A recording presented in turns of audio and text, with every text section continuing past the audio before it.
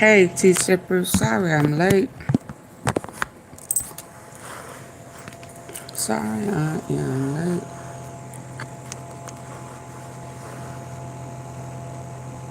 Hey, Samantha.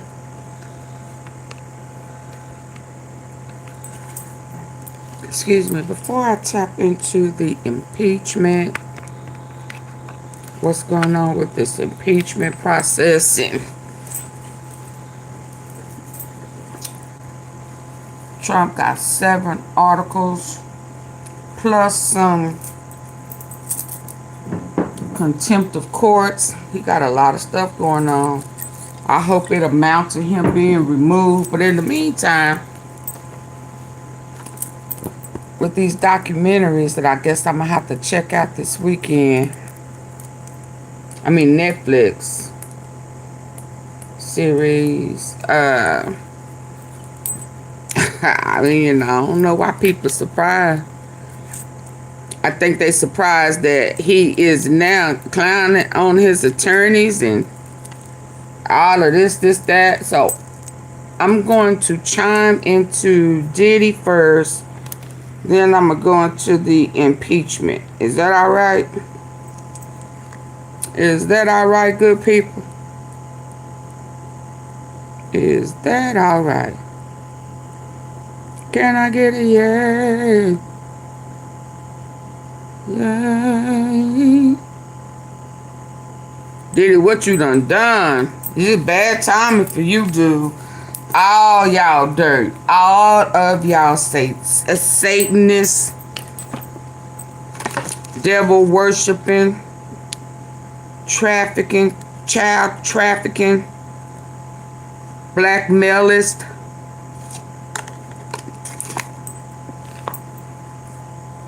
It's time for all of it to be exposed. That's my take. All of it needs to be exposed. Let's not leave nothing out. Let's go. I'm gonna start with sidebar. I was gonna start with the angry man, since that was one of his attorneys.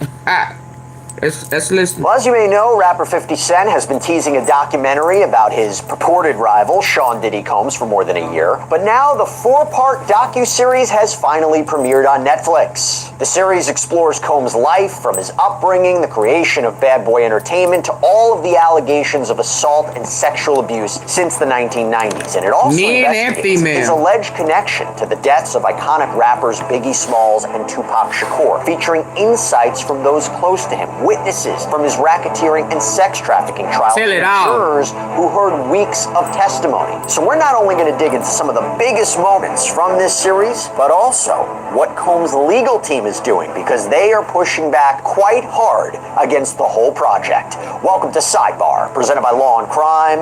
I'm Jesse Weber. Hey, Jesse, long time no hear from. Right now, Sean Diddy Combs is locked up in a New Jersey prison cell, serving a 4-year sentence after having a good old time. Counts of transportation to engage in prostitution during his very high profile. And let me say this: he having a good old time. He have a whole bunch of booty buddies riding him on his back, loving on him, smiling. I mean, he putting some serious ass smiles, and he be having them too, you know. He had that "I see you, boo, hey, boo" look on his face and stuff. So he don't seem like he, missing home or nothing. He missed his hair dye. Well, hell, I ain't gonna front. I miss mine too.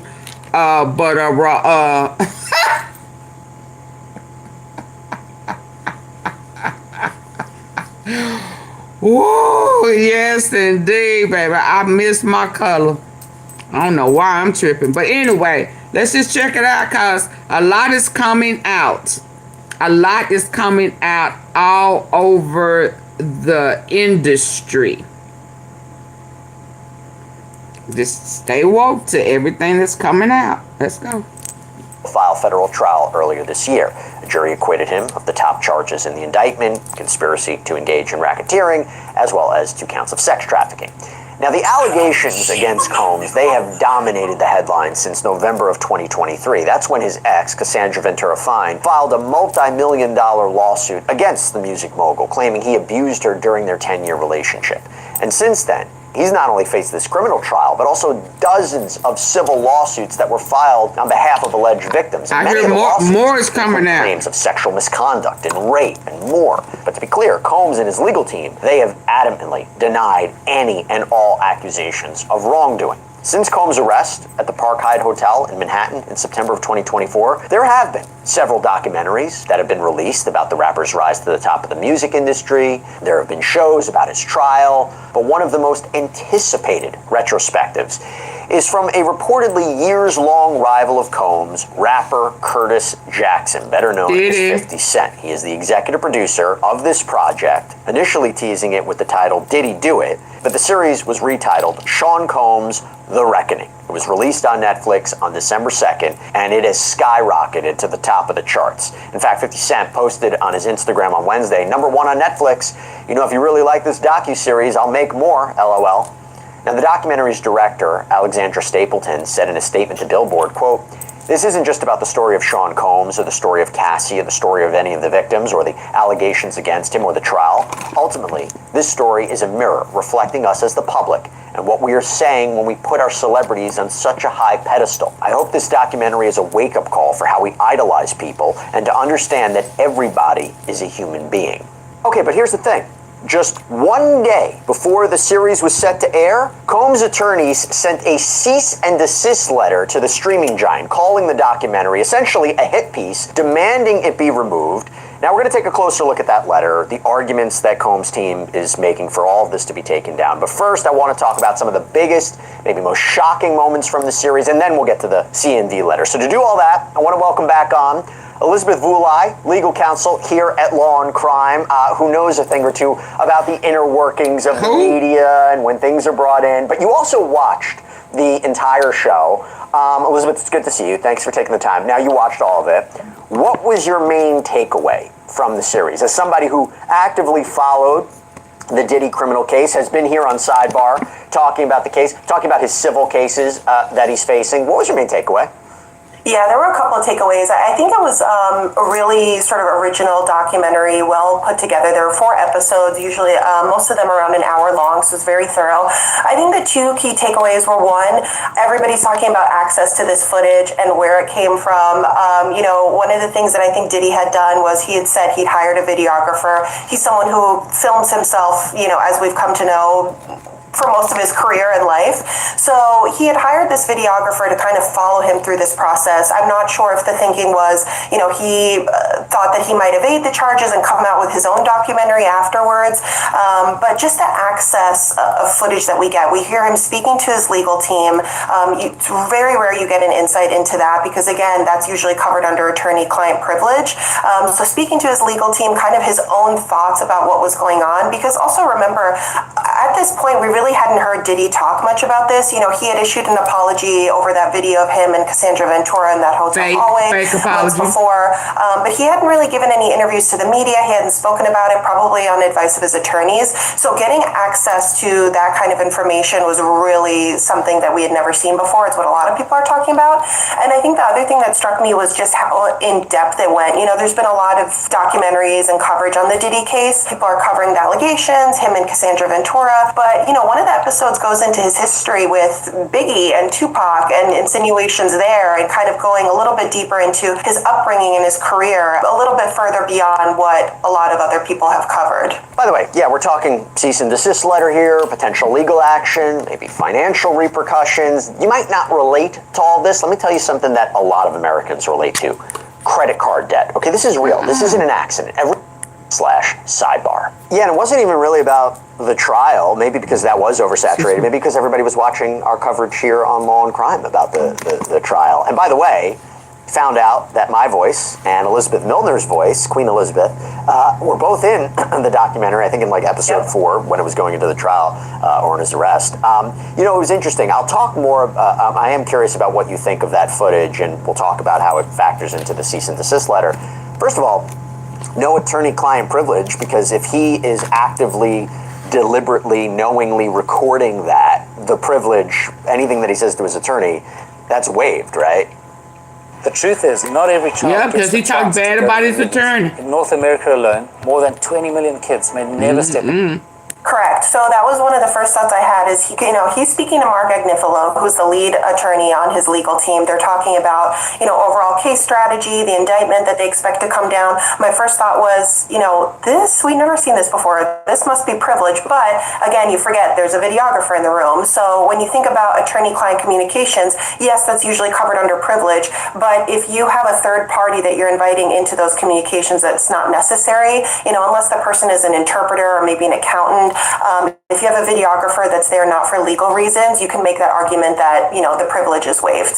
And by the way, that conversation, the actual context of it, it's something that we always were thinking was going on behind the scenes. There was a sense of frustration about how the media and social media was portraying Diddy and the narrative, and he was like, we're losing. And he was getting a bit combative with Mark Agnifilo about what was going on. And he's like, look, I did everything. You said I'm basically an ideal client, a star client. I did everything you want. I came to New York.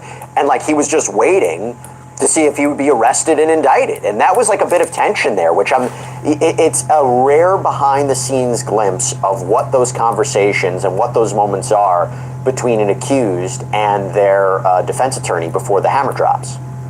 Yes, very rare. And that's, I think, one of the things that struck me and what a lot of people are talking about. Again, you don't usually get a window into that. I think the push and pull was, in the conversation, Mark Agnifilo had said, look, an indictment hasn't been dropped yet. The indictment came down September 16th of last year. And Mark Agnifilo had said it's mid-September at that point. So I think the indictment was really just about to drop. So at that point, you have Diddy who, he said, look, I've come to New York. I've basically surrendered. His legal team is taking the position, you have to cooperate and kind of show that you're here ready to take this head on. But then Diddy's sort of saying, we need to get someone out there on the comms front, as somebody who's, in his words, has dealt with the dirty side of media and propaganda. So I think what Diddy was trying to say was, there's nothing to be done legally on the criminal front because no indictment had been dropped yet. But in the court of public opinion, it seemed like he wanted to take a more aggressive approach to put a certain message out there. And his attorney seemed to kind of think the opposite. And just to be clear, so the documentary begins with this shot of Combs in his hotel room in New York. This is, I believe, just 6 days before his arrest last year. Turns out Combs had hired this videographer to film him while he's in New York. The documentary's producers got their hands on this footage, and he's talking on speakerphone with Mark Agnifilo, this high-powered attorney, who is, by the way, just one of several lawyers he would have on his multi-person legal team, and says that more needs to be done to help his public image, that it appeared to him like they were losing. And remember, again, this is before he was officially indicted and arrested. Now, apparently he knew it was coming. He'd been under investigation for months at this point.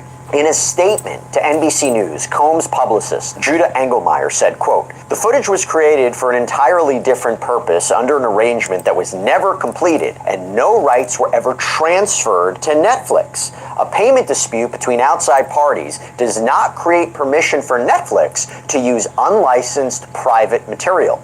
None of this footage came from Mr. Combs or his team, and its inclusion raises serious questions about how it was obtained and why Netflix chose to use it." Now, Elizabeth, we're going to talk more about what Combs' legal team has to say. They stopped Kim Porter's book, but they couldn't stop his. What's your reaction to that? Hey, Miss Tom. Yeah, it's hard to say because there's still such a big question mark in the air because, Curtis Jackson, aka 50 Cent, is one of the executive producers on this series. Him, the director, Netflix in general, is not saying where they got this footage, only that it was obtained legally. Diddy's side is saying this is coming from a videographer I hired. I know we'll get into the cease and desist. One of the arguments they make is, this is subject to NDAs or agreements that the videographer had signed with Diddy because he was, employed by Diddy, and therefore the footage belongs to Diddy. That's the argument that they're making. So it's difficult to say because Netflix is not really saying how or where they got this footage from. One of the things that they did say was that it was sent to them legally. So, if you have the videographer sending the footage to them physically, that would be fine, but it does leave a question mark about where the legal rights are coming from. The only really avenue I see is if there's some way that the videographer had obtained a license for the footage, then the videographer would have the ability to take that license and then transfer the footage over to Netflix. But if the footage belongs to Diddy, then that's a little bit tough. That's a good point. Okay, let's keep that in mind. We'll talk about that in a minute. I do want to talk about the content of the series. So the series featured interviews with many people who were at one point in Combs' inner circle. This includes Aubrey O'Day, who was a member of the girl group Danity Kane, which was created on Combs' MTV show Making the Band. She has since accused Combs of basically grooming her, firing her for refusing to give in to his alleged sexual advances. We have Albie Shore, singer, songwriter, former record executive, dated Kim Porter before she was in a relationship with Combs. There's Roger Bonds, one of Combs' apparent former bodyguards, who's gone on the record to say that he knew Combs was allegedly physically violent with his then-girlfriend, Cassie. At one point in his interview with the documentary's producers, he said of Combs, "When I first met him, I liked him as a person because I didn't know him." You have Kalina Harper, who was part of Combs' group Diddy Dirty Money, released a statement supporting him after the third member of that group, Dawn Richard, had filed a lawsuit against Combs. And in the documentary, Combs can be heard calling Harper to complain about the lawsuit, asking her to put out a statement. A former friend, business partner of Combs, who appears in the documentary, is Kirk Burroughs, the co-founder of Bad Boy Records. The two apparently worked very closely together for years. Burroughs served as the general manager, handling the rapidly growing company's funds. And according to Burroughs, when they started Bad Boy, Burroughs was given a 25% stake in the company, with the other 75% being in Combs' mother's name, Janice Combs' name. And we're going to get more into why Burroughs alleges it was set up that way in just a second. But according to Burroughs, Combs allegedly threatened him in 1996 with a baseball bat, forcing him to sign over his stake. So Burroughs apparently sued in 2003. The lawsuit was thrown out because too much time had passed since the alleged incident. And more recently, Burroughs sued Janice Combs for fraud, Combs himself for sexual harassment. This is according to a report from Cinemaholic. And those appear to be ongoing, by the way. Now, Burroughs claims that he was blacklisted from the entertainment industry, led to periods of homelessness. He's since re-entered the music industry, starting Pop Life Entertainment in 2018. This is also per Cinemaholic. So, Elizabeth, there's a lot here. But what did you make of the Burroughs part, where he was proving, you know, this kind of relationship that he had, and that he was coerced into giving up his stake in what would become a multi-million-dollar company? I mean, I guess the allegation is basically that Diddy... Everybody who walks through my doors in my restaurant, nobody will ever leave without a smile. Nice dress. I like your flower crown. Ruined his life. Yeah, that was there are a lot of difficult moments in the documentary. I watched all 4 episodes as mentioned, and that was a tough one. And again, information that we hadn't really seen before in prior documentaries. So, you know, this is someone who had co-founded Bad Boy Entertainment with him. A lot of the things he was saying seemed to kind of run along the theme that I think prosecutors were trying to push in the actual case, was that in the prosecutor's view, this is somebody who will do anything to basically get what he wants. He doesn't really care what effects or damage that causes to other people, and it's in different ways, right? Whether it's in the context of alleged abuse, business disputes, you know, alleged sexual assaults, things that have been alleged in the civil lawsuits against him. And I think with Burroughs, it was really, you know, kind of seemed to strike that theme as well, because he's saying, you know, he had forced me out of the stake of my company. You know, he had to deal with things like homelessness. While in the 2000s and 2010s, Diddy was really prospering, you know, music, business, fashion. And one of the things that he had said, what he alleged in the documentary, and again, this is an allegation from him, was that the name Bad Boy Entertainment, you know, Combs's name was not really involved in that on the corporate side. And one of the things he's saying is the reason for that was to avoid having to pay any liability from, you know, the devastating basketball game that had happened in the early 90s, you know, where he was the subject of wrongful death lawsuits because of the multiple deaths that had occurred as a result of that basketball game that Diddy was behind organizing. So that was really, you know, surprising to hear. Yeah, that was a big allegation, because the families of the victims killed in that stampede, it was horrible. We're talking about December 28th, 1991. Combs, fellow rapper Heavy D, they hosted this charity basketball game. The game took place at the gymnasium of the City College of New York. Overcrowded. And according to the New York Daily News, he oversold it on purpose. Started, people who weren't let inside, they broke a window, swarmed toward the entrance of the gym, all went down a staircase. The doors at the bottom of those stairs opened towards the stairs, not towards the gym.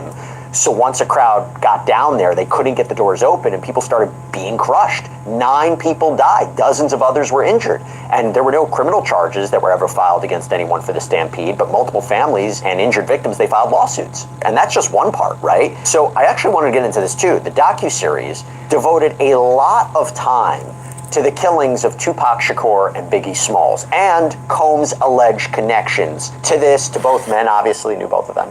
So there have been accusations made in the past that Combs' involvement in the East Coast, West Coast rap feud of the 90s, there was more than just talk, that it could have involved things like hit orders. Now, to be clear, these are allegations. There's no evidence to suggest this. This series, though, it emphasizes that he has never been investigated or charged regarding their assassinations. Nevertheless, several interviewees during this documentary expressed that Combs' actions seem suspicious in hindsight.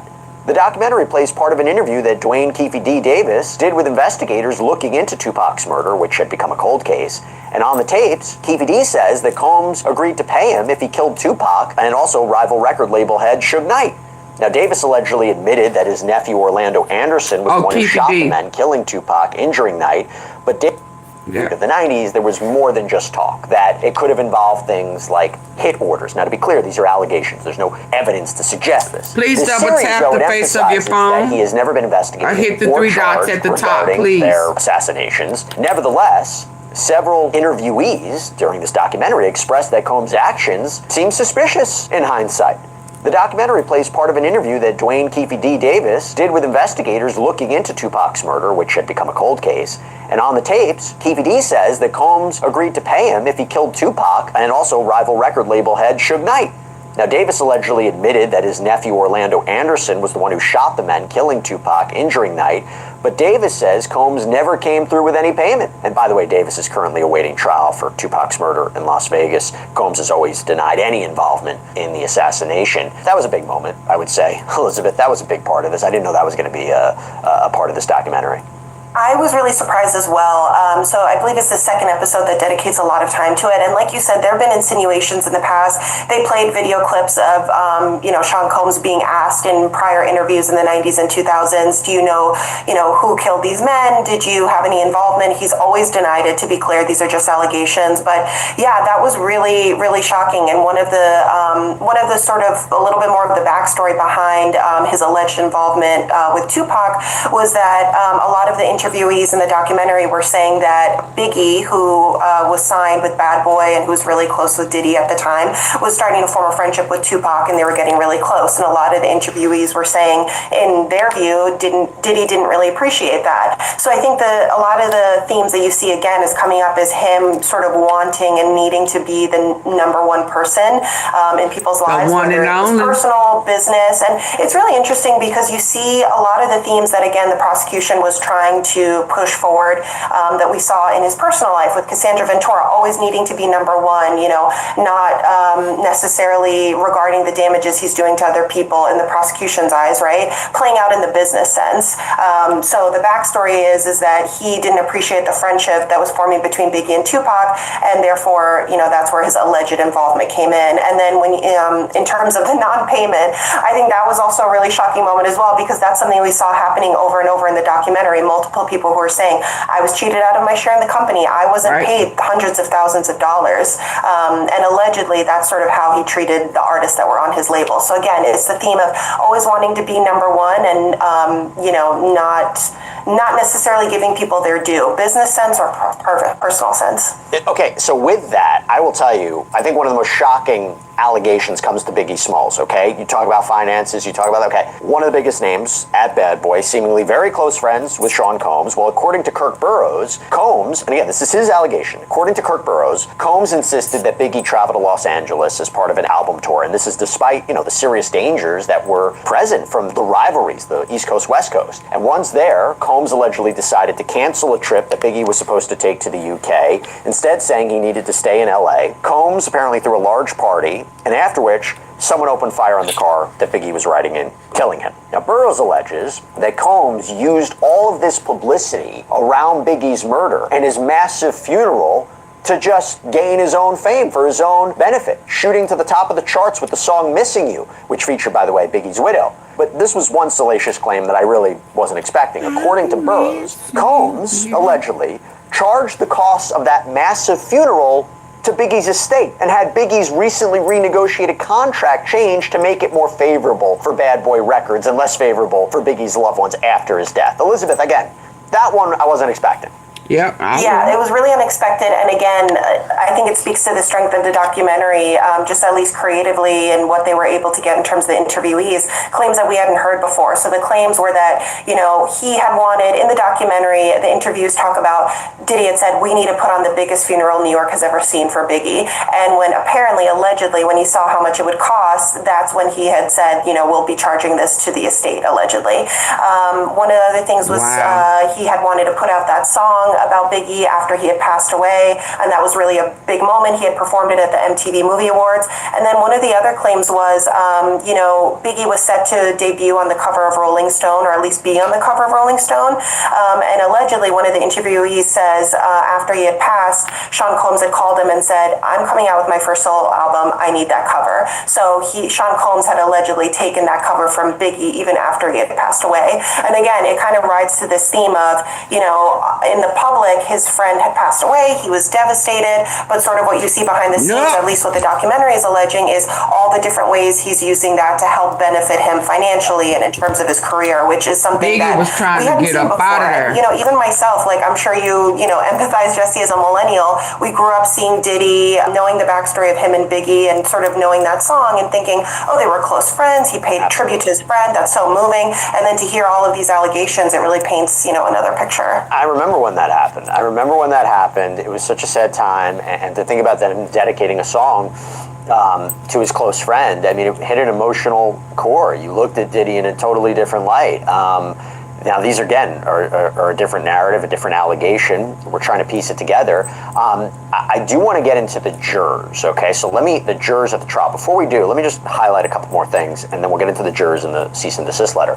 So one gripping moment in the series, I got to call it out, came when Aubrey O'Day, again, this former Danity Kane member who spoke out against Combs after Cassie had filed their lawsuit, reads this affidavit from another unidentified person that detailed an alleged sexual assault against her. And in that affidavit, the witness said they walked in on Combs and another man performing sex acts on O'Day, who the witness said appeared to be heavily inebriated, was just lying there. And O'Day became emotional when she was reading this, saying she'd never actually seen this document, had only heard it read to her over the phone, and she said she had no memory of that happening to her, which is just, it's a really powerful moment. Someone else who worked closely with Combs was producer Rodney Little Rod Jones, who was also interviewed for the series. We've talked about him a lot here on Sidebar because he detailed several of the incidents that he had previously included in a lawsuit against Combs, including that he believes Combs drugged him on multiple occasions. Yeah. He also claims that he worked with Combs for a year on the last album he put out, actually living with Combs during that time. But his allegation is he claims he never got paid for his work. And the documentary included alleged voice messages from Combs where he assured Little Rod that he would get paid eventually and that he was making a big deal out of nothing. But now I got to talk about the jurors. Okay, so we heard from two of the jurors who served on the jury during Combs' federal criminal trial in New York. You done drugged me and tapped me. Juror 160. They spoke and about the split he's verdict, making with a Juror big deal out 75 of saying, nothing. we saw both sides of it and we came with our conclusion. Juror 160 said that she never felt like Combs was being coercive toward the jury, agreeing that sometimes he would look over at them or nod his head, but saying it didn't seem like he was trying to sway the jury one way or another. There were others in the documentary who claimed that Combs had an entire PR team working outside the courthouse, making sure to speak with bloggers and content creators, pushing their narrative into the public consciousness. The jury, by the way, was sequestered during the trial. Some in the docuseries wondered if, despite their best efforts, they could have been influenced improperly by the discourse going on around them. But Elizabeth, these two jurors speaking out there, what stood out to you about their comments? And does anything that they say, in your opinion, affect the verdict? I use PayPal to buy this ticket. I'm paying it off over time. No fees, no interest. You know what else has no interest? Yeah. Hey, y'all. Thanks for coming and joining. But I need for you to double tap the face of your phone if that's what you're using to listen in. If not, there are three dots at the top right. Please double tap those buttons for me, please. I would greatly appreciate it.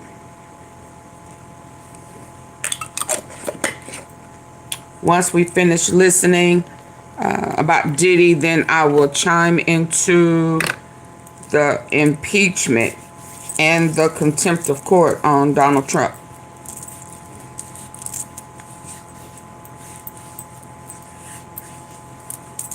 Double tap the face of the screen for me. Like, share, and subscribe. Join the membership. Become a tea sipper. Double tap the face of your screen for me. And if you feel like you don't want to right now, that's good. That's okay. I understand. Go ahead and leave, though. And go somewhere else where you feel comfortable with hitting the like button. I understand. I totally understand. But go ahead and leave if you can't double tap the face of your phone.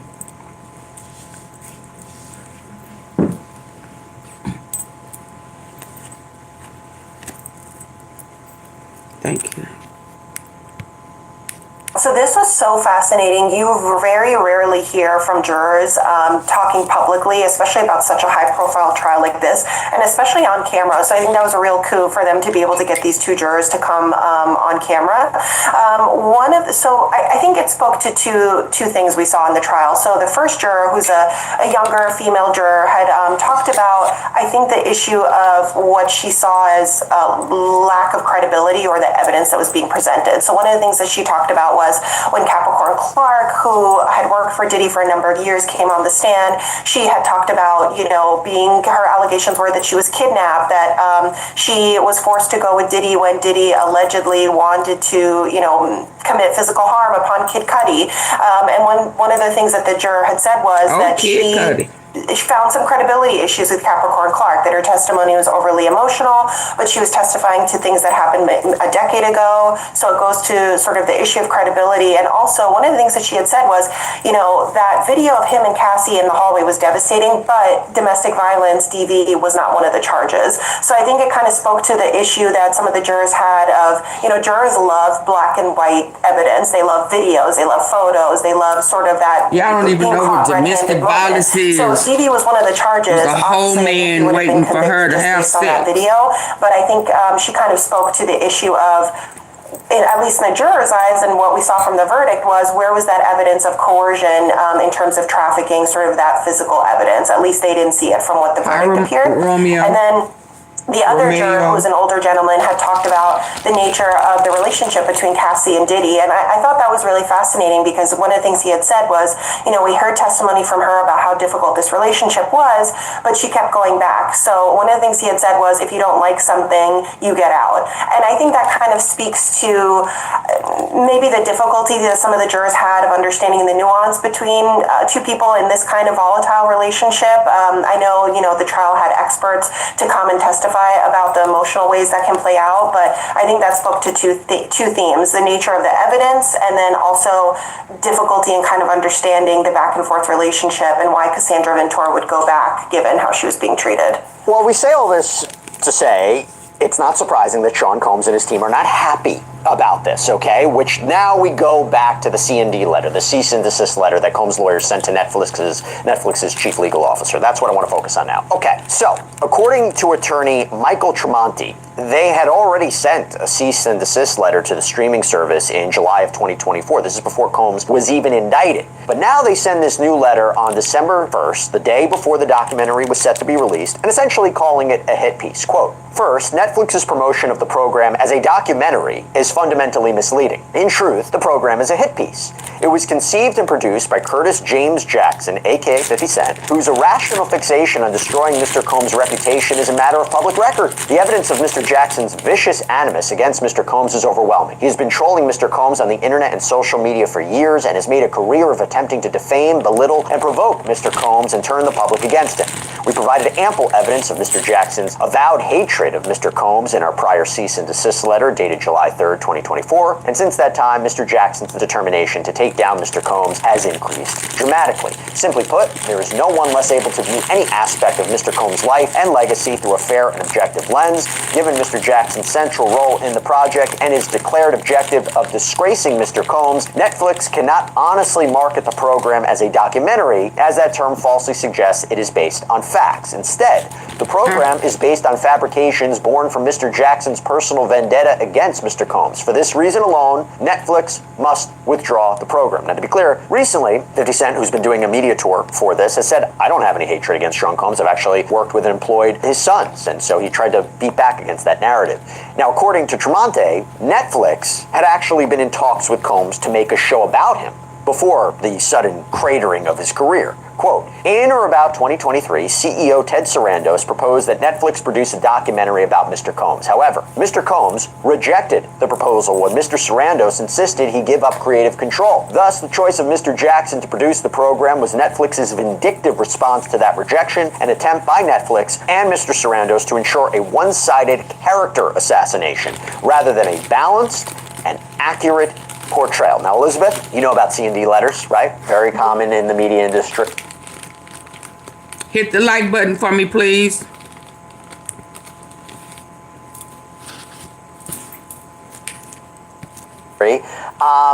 This idea that this isn't journalism, this is a hit piece, this is based on fabrications. What do you take away from this letter? Is there a strong... let's start with this part, this idea that it can't positively be called, it can accurately be called a documentary. It's improper. Yeah, it's not surprising that they tried to get out in front of this and tried to persuade Netflix not to come forward with it. I think it's an interesting argument because what they're claiming is, Curtis Jackson, aka 50 Cent, has had a long-standing, animosity against Diddy and sort of vice versa. And because he's at the helm, they're arguing this can't be taken seriously. This should sort of be seen as propaganda. One of the things that Netflix hit back with was, yes, he's the executive producer. He doesn't necessarily have creative control. And that's something we know, that just because you're the producer on a project doesn't mean that you have final creative say over, what the tone of the piece is going to be, how it's going to be depicting somebody. So it makes sense that they would use their argument. They're trying, and there's multiple arguments within the cease and desist letters about why they allege this is improper. So I wasn't surprised that they tried to use that argument. And again, like you said, 50 Cent has been the public face of this. He's been doing interviews about it since the documentary dropped. So I'm not surprised that they use it. I don't think it's necessarily the strongest argument to be made because, as you know, there's so many people that have their hands on this type of project, especially, one as lengthy as this. Just because he's the producer on it doesn't necessarily mean he has sort of final control of how it's going to come out. And also remember, it's Netflix. They produce esteemed and established documentaries for years and years. So I don't think all the people that are involved in a piece like this are going to, put it out with sort of a propaganda lens or, this view to try to take Sean Combs down. The director of the piece had said, we wanted to be able to give the interviewees a chance to speak their truth and talk about their experiences. Okay, let me go to the second argument in the cease and desist letter and get your take on it. Second, Mr. Jackson's malice towards Mr. Combs is exacerbated by the payments he apparently offered to those who agreed to appear in the program. No serious studio would distribute a documentary in which the subjects were paid to offer testimonials consistent with the producer's bias against the subject. For this reason also, Netflix must withdraw the program. Now, to be clear, Netflix has disputed that anyone was paid for their participation, and there's lots of news programs who refuse to pay participants for their interviews, but you do wonder, are there any actual legal limitations here, Elizabeth? What do you think? Yeah, so that's true. So Netflix had come out and said nobody was paid for this documentary. That's the viewpoint. Like you said, there's many news organizations that refuse to pay for interviewees just because it kind of goes to the credibility of the news organization. I think there's a little bit of a fine line between, pure news coverage and long-form documentaries. There are some entertainment companies and production companies out there that will pay interviewees depending on how much, or that will pay for access to certain materials, photos, videos, releases, things like that. But a lot of them don't because, like, as you said, it sort of goes to the issue of credibility. So here, Netflix is saying we did not pay anyone. And, we haven't really seen evidence put forward yet by Combs' team that they have. So, I think, again, it makes sense that they would try to use that argument. But again, even if some interviewees have been paid, I don't think that necessarily scrapes away at the integrity of the project. I think it's just case by case. Yeah, it some is companies best. pay for interviewees, some don't. I agree. Netflix is saying they didn't, so you kind of have to take what both sides are saying at face value. Okay, let's go into the third argument. So the cease and desist letter's third argument arguably might be maybe its strongest. The claim that Netflix broke copyright laws by using media that didn't belong to them. Hey, Missouri, are you ready to get your bet on? That's right, That's those FanDuel is people's live truth. right now. And from live betting to... Quote, Netflix is poised to publish content, including intimate personal information, that it obtained in violation of the Copyright Act, Mr. Combs' privacy rights, and in breach of numerous non-disclosure, non-disparagement, and intellectual property agreements about which Netflix is or should be aware. For example, it appears that Netflix possesses and intends to rebroadcast portions of video recordings of Mr. Combs that are his property, but which employees and independent contractors illicitly disclosed to Netflix in violation of binding contractual prohibitions against such disclosure. By distributing video recordings exclusively owned by Mr. Combs and or entities owned or controlled by Mr. Combs without authorization, Netflix would be subject to liability for copyright infringement under the Copyright Act. Elizabeth, is there any grounds to this? Because let me tell you, copyright infringement, that's where the numbers can go up. That is where you can get into serious payments. Talk to me about that. Yeah, so I agree this is probably their strongest argument they set forth. I was kind of surprised they didn't place it as sort of the first argument within the cease and desist, because usually the rule is for any motion or cease or desist or any legal document, you start out with the strongest argument first and kind of work your way down. But right, so that's the thing that they're claiming, is that this usage of the footage of him speaking to his attorneys, having these conversations, violated copyright, privacy, and also various agreements that they say the videographers had signed, NDAs, non-disparagement clauses, things like that. I think that's the strongest argument. And again, But most of his there's still a question mark in the air because MBAs it hasn't were been fake. proven who ultimately has the rights to this footage. I would venture to say that in most cases, if you are an individual employing a videographer to film yourself, the videographer and the person who's filming. But if he never paid them for their services, that's how it usually works. It's their property. If Sean Combs does indeed have the rights to this footage, Yeah, let's be clear. He don't pay his bills. And if he didn't pay, sir? If you didn't pay for his services, it ain't your property. It's his until you pay your debt. Until you pay him or her for the job that they did. This is what happens sometimes when you don't pay people their fees. Yeah. You can't talk that talk, and ain't shit you can do about it. It's their property. You didn't pay for it. Y'all, please double tap the face of your screen if you're listening in. If you're on your phone, if not, there are 3 dots at the top right. If you can hit those 3 dots for me and get the likes up for me, I will continue to play. I'll wait.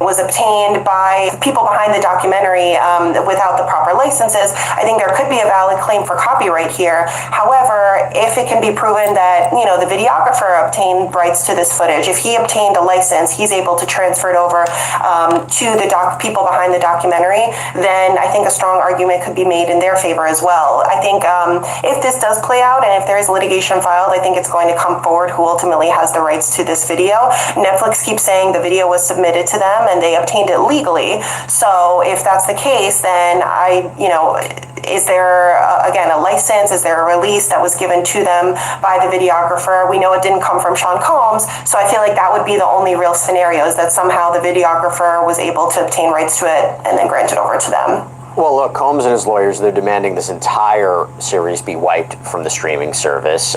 Quote, to mitigate further damage and avoid legal action in connection with the concerns we've raised, Netflix must immediately withdraw the program. Prior to any future publication, Netflix must verify that each and every statement about Mr. Combs that it intends to publish is true and not made in violation of any contractual obligations or legal duties, must conduct a thorough investigation to determine whether it is in possession of the videos or any other unlawfully obtained media, must immediately return the videos or any other unlawfully obtained media to the undersigned counsel, and must immediately cease and desist from any use or dissemination of the foregoing content. Now, in a statement to Variety on Tuesday, a Netflix spokesperson said, quote, The project has no ties to any past conversations between Sean Combs and Netflix. The footage of Combs leading up to his indictment and arrest were legally obtained. This is not a hit piece or an act of retribution. Curtis Jackson is an executive producer, but does not have creative control. No one was paid to participate. Okay, we'll see where this goes. Elizabeth Vulai, thank you so much for taking the time. Good to see you. Thank you so much for having me. And that. Okay. Let's see what the old men said. I want to see, since one of them was the attorney. Oh, his daughter was. And then we'll get into the process of getting Trump out.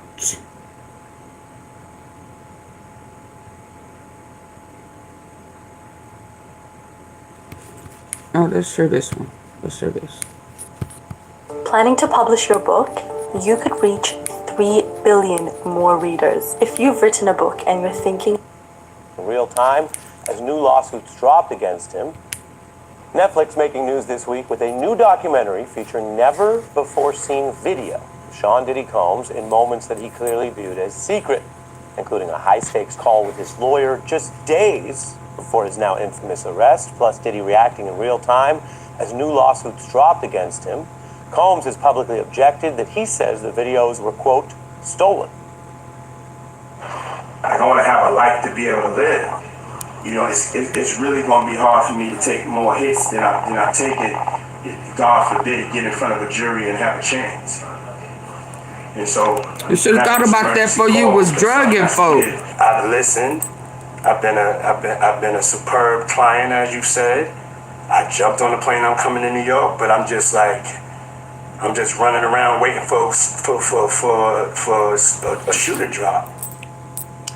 These new videos contribute to a critical portrait of Diddy in the documentary, which we can report tonight has now jumped to #1 for Netflix shows in the U.S. since debuting this week. Sean Combs' The Reckoning tackles Diddy's entire life, including previous legal controversies, the recent trial, which saw him acquitted on the most serious charges, including RICO, but convicted for prostitution crimes that landed him in prison for about 2 more years. Diddy's team is also just like Epstein. This project as a, quote, shameful hit piece. They note the obtained footage was not authorized for release. Netflix says they legally obtained. Oh, he looked drugged out. In addition, tonight, another dynamic here is that another famous rapper is, of course, behind this film, 50 Cent, who has long publicly clashed with Diddy and has recently expanded into a wide range of film and TV projects. He has plenty to say about Combs' record. The rapper, actor, and producer joins me now. He's sold over 30 million albums, won all kinds of awards and accolades along the way, and is now a successful film and TV producer. And we're also joined by his colleague on the project, Alexandria Stapleton, an Emmy-winning showrunner and director of this series. Welcome to both of you. Oh, man, thanks for having me. Always great to have a 50-day. Yeah, it's always going to be good. Great for ratings. There we go. It's an important project, clearly. The question for both of you, 50 first, why this project, why now? Well, we waited until after the results of the trial to release the project, but I started like almost 5 months before I was able to find Alex, and finding that Emmy Award-winning showrunner and director is detrimental to the project being really well put together. So, you know, they should expect it to perform like Reggie Jackson did. Thank you. Yeah, I think the why it's coming out now is we wanted to wait, to get through all of the legal proceedings, the criminal trial, and it spans four parts, and it spans over 30 years of pop culture, his life. So it took some time, to say the least, to put all of this together. It's an important story, and you could just tell it with all the public material. You go further, you've gotten your hands on some extra new material people are going to see for the first time, including this video. Any journalist would want to know how you got it, but it is Sean Diddy Combs in the heat of this, right before the arrest for the trial we just discussed, in private moments, talking to his lawyer, cameras running. Let's take a look. It's the middle of September and there's still no indictment. No, then you have to have a spokesman. You have to have some sort of comms to constantly be pushing that, Mark. Because you may just be a person that just does. You just may watch CNN. So you y'all, you at the wrong place looking to see what the people with the possible jurors are thinking. It could be somebody that has dealt in the dirtiest of dirty business of media and propaganda. 50, how'd you get it, and what does that scene show? Well, I mean, you know, you're a journalist, Harvey. Harvey, you would not disclose your sources. We usually don't. Yeah, but I got it. Yeah. What he said. He got it from I'll be sure got it from his son. We see someone trying to pull the strings and talking about, he would say affecting, others would say manipulating the public views of the allegations. I think that, you know, one big theme of the series is to go behind the scenes to really understand how brilliant you could say Sean Combs is at marketing, at owning his narrative, controlling the narrative at all times. And so why would that stop, you know, when his life is on the line? So I think that, you know, on its face, that's what it is. But as you get deeper in the film, you start to realize, you know, perhaps how some of these tactics, you know, how they really came to present themselves, you know, during the trial. You show that, his abilities, his early rise. Alexandra, you also give time to victims of the alleged abuse. Some of the cases are in different procedural postures. And you show victims who were women and men. Why is that important? Because, you know, victims of sexual assault, sexual violence, you know, that should... gender should not be a part of that conversation. When you are a victim, you are a victim. And I think that, you know, this series was a platform in a way for these alleged victims to come forward, give their truth, put context to their situations when so much of it was ripped out, you know, and we just went, the world was going for the salacious headlines, and they really had the time to tell their story. Yeah, and the film takes us way behind the PR or propaganda machine. You see Diddy the day he's finding out about new suits against him while he's in New York preparing for a possible criminal arrest. This is another moment from the video that 50 said he won't tell us where he got it. But it's a rare window into his thinking.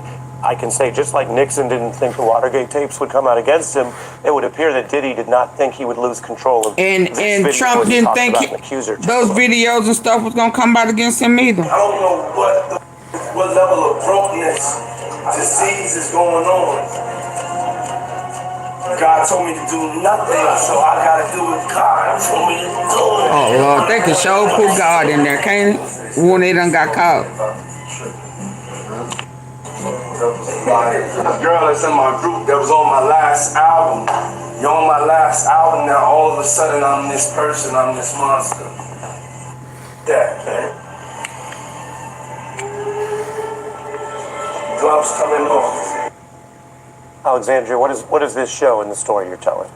Well, this is a moment where the lawsuits, I would say, take a turn and they become very personal for him. Don Richard is one of the alleged victims who filed a lawsuit, and I think that this is a moment where he was nicked. You know, his armor was nicked, I guess you could say, because I think, you know, Sean Combs is a person who probably feels like, you know, to step to him, especially legally, takes a lot of courage that I don't think he really assumed that a lot of people were going to have, even though the Cassie, you know, lawsuit had already been out. And so I think he was a little off balance, but that quickly turned to anger. And 50, the project, I've seen all 4 episodes, it doesn't feel like a personality critique. It feels like it goes to the conduct, the alleged abuse, some of it alleged, some of it proven. And so you also show, one person who worked with Diddy, this was a Bad Boy co-founder who had a falling out with him, as apparently many people did. And it goes beyond the bravado. Some would say, 50, you have some bravado, and that's okay. Here, it seems that it turns into something more sinister and abusive. I want to play Mr. Burroughs talking about it and get your view of why this was an important part of the story. Take a look. He had this thing with strongmen, and he had a thing with wanting to be one, but not positioned to be one street-wise, but positioned to be one industry-wise. And they call that a paper gangster. I'm not paying, nor am I involved in any of that. And so as he's paper gangstering, he's also trying to street gangster. He was fired just 3 weeks before he was set to retire. And now, please double tap the face of your phone and get the likes up for me, please. 30 years. This man was fired after 30 years of loyalty. Now he's a... Yeah. Double tap, double tap, double tap. A paper gangster.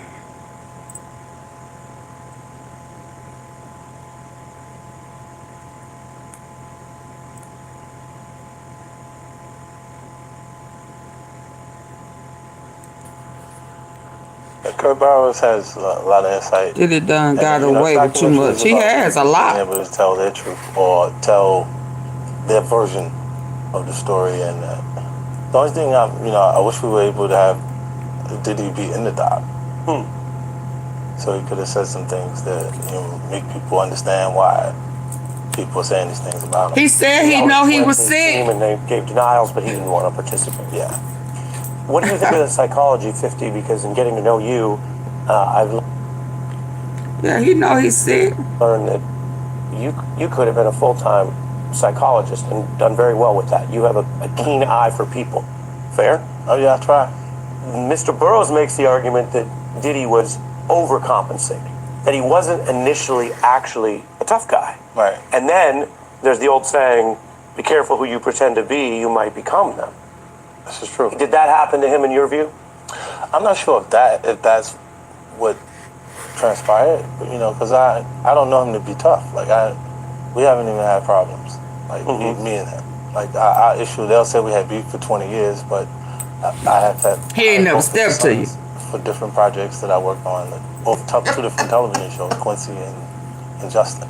Quincy is how he got some of this stuff, y'all. Like have that energy towards him, like where he killed his mama, trying to hurt each other. All I would, like, while other people pointed out those situations, like that he was dangerous, like that, I said, oh, okay, I take it in, but we never got there. Alexandria, the story also broadens well beyond the recent case. You look at a very controversial incident he was involved in early in his life, where people were badly hurt and killed. Lost their life, but it was like a melee, not one-on-one violence. You look at the infamous case in the nightclub with J-Lo where another artist shined, took the rap, not him. Are you trying to tell a story that he's been getting away with things the whole time? He's been getting away with it. Up to the viewer to decide? Absolutely up to the viewer. I think that my job was to show patterns, and my job was to report the facts and things that happened. And I think that it's pretty obvious that there are patterns that follow him, trails, of destruction and devastation that follow. And I think that, again, context is everything. And so when you're talking about Sean Combs, when you're talking about these cases, you can't just cherry pick one to make it all make sense. You have to look at the piece as a whole. Yeah. Now we have to talk about Tupac, which I wasn't committed to, but then I watched the doc. So didn't know you were getting that. You have a lot of people saying stuff in there that makes it sound like maybe he was responsible for that murder, which has never been proven. That's a very serious thing. But you have Keefe D over in Vegas now, getting ready to go on trial for that case, saying those things.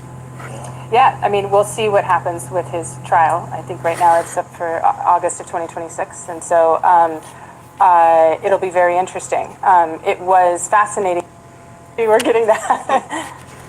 You have a lot of people saying stuff in there that makes it sound like maybe he was responsible for that murder, which has never been proven. That's a very serious thing. But you have Keefe D over in Vegas now, getting ready to go on so trial. don't discredit it. Saying those things.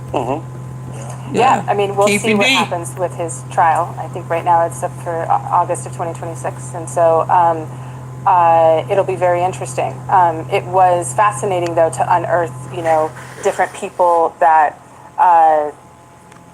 are not in the direct line of, you know, when all the AunTeaFee news came out, someone like Kirk Burroughs, you know, you get to understand more of his opinion about what was going down.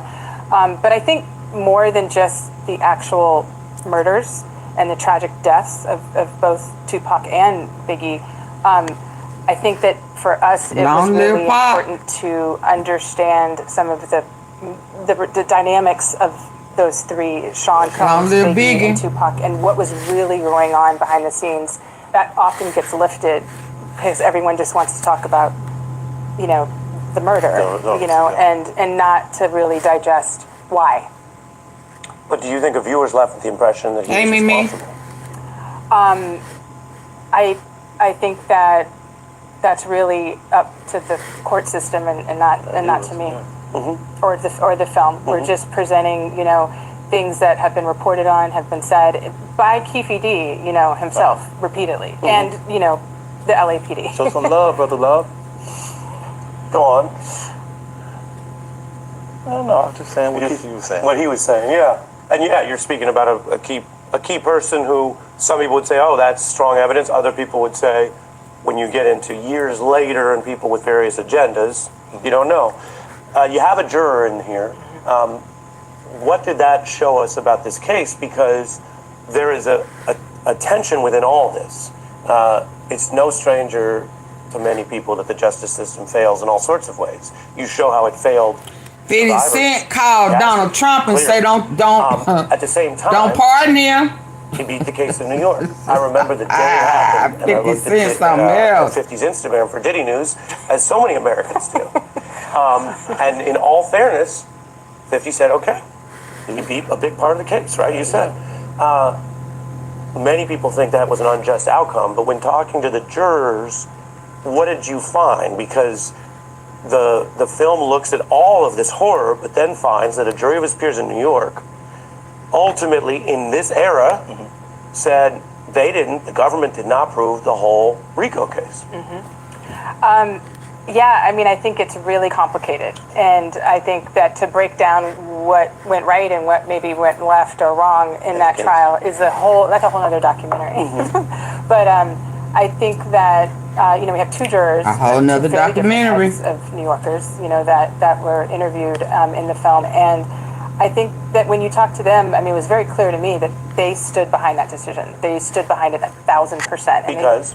Because they felt that based on the charges that were presented by the federal government, and that they could not prove beyond a reasonable doubt that Sean Combs was guilty of, you know, RICO. Yeah. That they overcharged. That they overcharged. I think that when you get into the, you know, I don't know if our laws or our legal system are the best when it comes to the gray matter of sexual assault. They had tanks out in front of his house, right? Like they need a bigger, more extreme approach to the investigation. So you think the government did basically mishandle what was still strong evidence? They did overdo it. They overdid it. They did great. He beat the case. To me, that what he was charged with, that's a victory. Like that, to end up with 50 months when you had when your life on the line is a victory. You know, but to be the only person that's incarcerated for hiring and transporting male prostitutes is different. Yeah, life on the line, also a 50 lyric. Yeah. It is. When he comes out, and it's not that long from now, he re-enters this world. He's got a stack of civil cases that could bankrupt even the wealthiest people, and you give voice to some of those accusers and individuals. What do you think the future should hold for Diddy? Should he be, sort of re-embraced or not? I don't know if he. I don't know why he didn't file bankruptcy. Like it would have indicated to the sharks that even if you see blood in the water, there's not that much blood, right? Because the lawyers, they came with so many lawsuits. It's like 80 different civil suits. So he should have filed bankruptcy. Is what he's saying. That is going to exhaust him. The legal process is will exhaust him. I think he also underestimated that a lot. I mean, some of, with every celebrity, you do have different claims, and some are completely unfounded. But I think that some of these lawsuits, there's receipts, and there's footage, and there's voice recordings. And I think that for a man, it's also very interesting, you know, for the culture of hip hop, you know, so many artists record themselves, and they probably, when they were, you know, recording themselves in 2005, never saw the year 2025 and how accessible that media would be to actually make a case for things. And I think that's a big part of the gumbo of Sean Combs and what he's dealing with. Thanks to both of you for joining us. Thank you. Okay. Ooh-wee. Y'all ready to talk about or listen to the impeachment process? Let's see what type of trouble Trump impeach Pete. They done impeach process on Pete as well. Let me hear Larry O'Donnell before we go into this. Please double tap the face First, of the phone. That's what has happened in the American military after every war crime. First, they lie. That's what has happened in the American military after every war crime committed by the American military. First, they lie.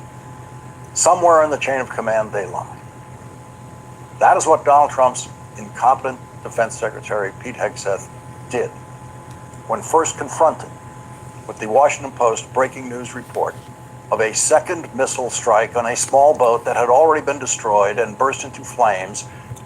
Every war crime committed by the American military. First they lie. They lie. Somewhere in the chain of command, they lie. That is what Donald Trump's incompetent Defense Secretary, Pete Hegseth, hey, Janet, when first confronted with the Washington Post breaking news report of a second missile strike on a small boat that had already been destroyed and burst into flames after the first missile strike. The Washington Post reported that the second missile strike killed 2 people clinging to the wreckage, which would be a war crime in a war and is murder outside of war. There is no war in the Caribbean. There is no fog of war there. So Pete Hegseth lied and said that everything in the Washington Post article was, quote, the fake news delivering more fabricated, inflammatory, and derogatory reporting. That was Pete Hegseth's first lie about this story as soon as it came out. Pete Hegseth himself has already turned himself in for lying about that, for telling that lie, since he has changed his story multiple times, since he told that lie on Sunday.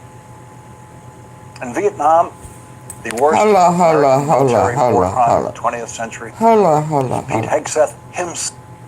Did he say turned himself in? Did y'all hear him say Pete turned himself in? What that mean? That was Pete Hegseth's first lie about this story as soon as it came out. Pete Hegseth himself has already turned himself in for lying about that, for telling that lie, since he has changed his story multiple times, since he told that lie on Sunday. In Vietnam, the worst American military war crime of the 20th century was called a resounding success. Those are the words, resounding success, in the first after-action report of what came to be known as the My Lai massacre, in which American soldiers commanded by Lieutenant William Calley summarily executed 347 people. And first, they lied. But 18 months later, Lieutenant Calley was finally charged with personally murdering 109 civilians. Babies, grandmothers, brothers, sisters, mothers, fathers. When one of the soldiers, Lieutenant Calley, ordered to murder people, refused to do it, Lieutenant Calley took that soldier's rifle and shot them himself. But first they lied. The American military never wanted us to know that story. And when the suspicions built about a possible war crime, the lying sisters mothers, fathers. When one of the soldiers, Lieutenant Calley, ordered to murder people, refused to do it, Lieutenant Calley took that soldier's rifle and shot them himself. But first they lied. The American military never wanted us to know that story. And when the suspicions impeachment built about a possible war crime, they started the impeachment the lying process. didn't stop immediately. The lying does not stop immediately in these cases. But based on the American military's history of lying about war crimes, the American military has earned exactly zero credibility to any defense or offered about a possible war crime if that defense does not include evidence. And that's for war crimes. What about crimes committed outside of war? Brian Goodman is now a professor of law at NYU who served as a legal counsel in the Pentagon in 2015 and 2016. He told the New York Times today, focusing on the shipwrecked is a distraction insofar as it suggests everything else preceding and after that strike was all legitimate. Even under a law of armed conflict, they were all civilians, and we are not actually in armed conflict either way. It was all murder. Wow. All murder. All murder. Oh, wow. That is the considered opinion of a legal expert on this matter. Today, the admiral in command of the mission met privately with the Republican and Democratic leaders of the House and Senate committees with some jurisdiction over this matter. House and Senate Armed Services Committee, the House and Senate Intelligence Committee, the House and Senate Appropriations Committee, including the Appropriations Subcommittees on Defense. Of the 6 Republicans who were offered that briefing today, only one of them stepped up to a microphone afterwards to offer what he saw in the video of the second strike that targeted for murder 2 people clinging to the wreckage of what used to be a small boat and was just debris at that point. Republican Senator Tom Cotton, the chairman of the Senate Intelligence Committee, believes that the 2 people clinging to the wreckage, in his view, needed to be killed. Oh, wow. I saw 2 survivors trying to flip a boat loaded with drugs bound for the United States back over so they could stay in the fight. And potentially, given all the context we heard of other narco-terrorist boats he lying. coming to their aid to recover their cargo and recover those narco-terrorists. And just like you would blow up a boat off of the Somali coast or the Yemeni coast, and you'd come back and strike it again if it still had terrorists and it still had explosives or missiles, Admiral Bradley and Secretary Hegseth did exactly what we would expect them to do. No terrorists were killed in that attack. Civilians. No other Republican who was briefed today offered a specific defense of what they saw when they were shown the video of the second attack killing those 2 people clinging to the wreckage. Every Democrat who saw that video of the second missile attack today said they found it deeply disturbing. Yep. Tonight, Adam Smith, the top Democrat in the House Armed Services Committee, made it very clear that Pete Hegseth was lying when he claimed that the second strike occurred during what Hegseth called the fog of war. It turns out there was no war and there was no fog. First of all, we need to be clear. There was no fog of war. They had a clear vision of these 2 people on top of what was left of their capsized boat for quite a while. The fog of war. It turns out there was no war and there was no fog. First of all, we need to be clear. There was no fog of war. They had a clear vision of these 2 people on top of what was left of their capsized boat for quite a while. I think it was somewhere between 45 minutes and an hour after the initial strike. So they could see clearly what was going on. First. Second, I saw Senator Cotton say that the 2 gentlemen were trying to turn their boat back up, I guess. That is patently ridiculous. That boat wasn't going anywhere. And by the way, that's not the justification that Admiral Bradley even offered. So it's 2 people sitting on a tiny little portion of a boat sticking out of the water that's capsized. In the first report of this incident by the Washington Post, Admiral Bradley was as fully implicated in the order to kill those two people as Pete Hegseth was. The Washington Post reported the commander overseeing the operation from Fort Bragg in North Carolina, Admiral Frank M. Mitch Bradley, told people on the secure conference call that the survivors were still legitimate targets because they could theoretically call other traffickers to retrieve them and their cargo, according to two people. He ordered the second strike to fulfill Hegseth's directive that everyone must be killed. He was deranged. If Admiral Bradley told the truth, the whole truth, and nothing but the truth today in his discussions with congressional leaders, which was not under oath, he will be the first military commander suspected of involvement in illegal killing who immediately told the full truth in his very first secret discussions about the incident. The only video we can show you of Admiral Bradley speaking to Congress is from his Senate confirmation hearing. I pledge, and I believe that throughout time we have always worked as an integrated interagency to be able to bring the multiple levers of influence and power that the U.S. needs to achieve its policy objectives. And if confirmed, I would pledge to continue that. If the Republican-controlled committees in the House and Senate conduct real investigations of this incident, Admiral Bradley will face more difficult questions next time he testifies to Congress under oath on television. No matter what evidence comes out in this case, there will be defenders of every missile Donald Trump and Pete Hegseth and Admiral Bradley have fired at every person they have killed on every one of those very small boats. When Seymour Hersh began his investigative report on the My Lai massacre in 1969, he found defenders of Lieutenant Calley everywhere. One officer told Seymour Hersh, "He's a good soldier. He followed orders." There was no amount of evidence that could change the minds of Lieutenant Calley's defenders in the American military and outside of the American military. And that's what will happen this time. No matter what we see on that video, there will be people like Tom Cotton telling us that they saw something else.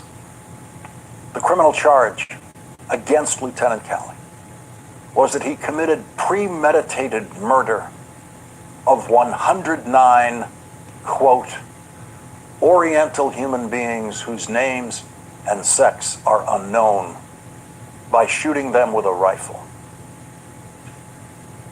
Like the people of the United States of America has been killing small boats far from the United States.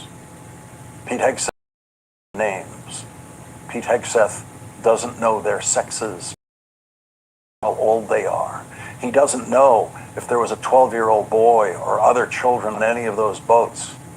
Pete Hegseth doesn't know if there were women on those boats. And so now Donald Trump is facing a demand to release other information that he apparently wants to hide, and that includes the now secret video that was shown today only to congressional leaders and to no one else.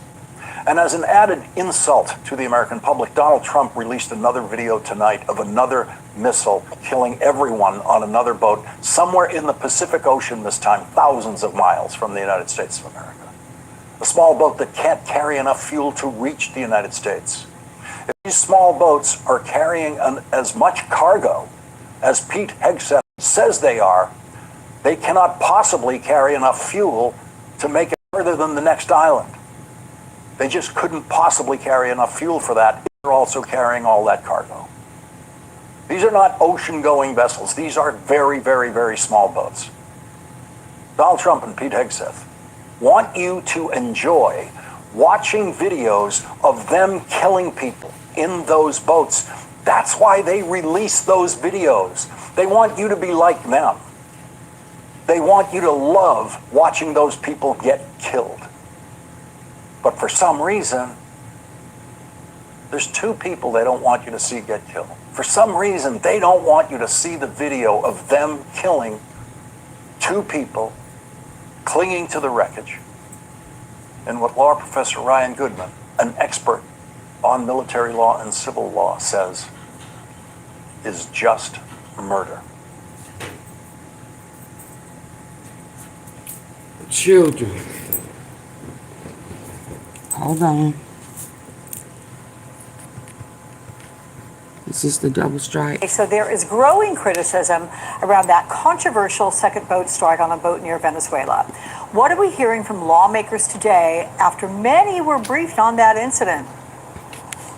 Alex, for the most criticism around that controversial second boat strike on a boat near Venezuela. What are we hearing from lawmakers today after many were briefed on that incident?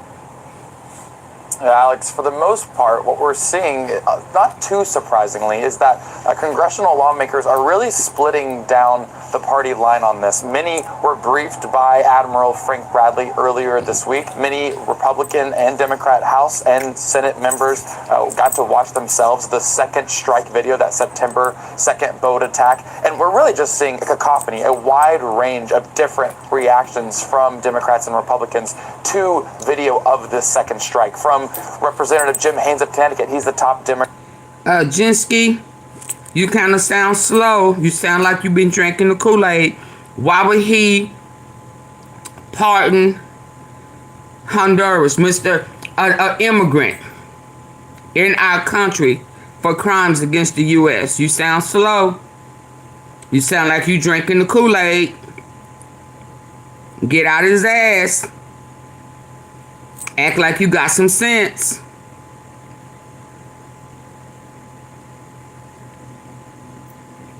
If he worried about drug mules and drug dealers in the U.S., why would he pardon Mr. Hernandez?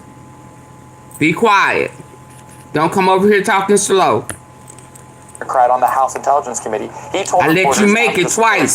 Don't type that mess in there no more. That it was one of the most troubling things he's seen in his time of public service. Senator Jack Reed said he was deeply disturbed by the video, and for the most part, Democrats fell along that party line. When we talk about Republicans and their response, Senator Tom Cotton of Arkansas, he described the attack, the video itself, as righteous. Many other Republicans described it similarly. So, although there is this growing bipartisan support for investigation into more information around what exactly happened, who gave the authority of this. Stand up for your country. Strike, after the video was seen by Willie Spencer, Republicans and Democrats alike, they really are stand up for your country. Lines here. I will say the stand up for truth that we're seeing here from Republicans. Stop standing up for bullshit. Chalked up to the fact that each of them individually are. It makes no sense. There is no defending that. He pardoned drug dealers from a lot of Democrats and some Republicans who are part of Department of Defense, the Pentagon, to release the video of that second strike. Y'all kill me making excuses for a predator. So they can see it themselves and make their own interpretation. You act like he up in your ass, and you like it.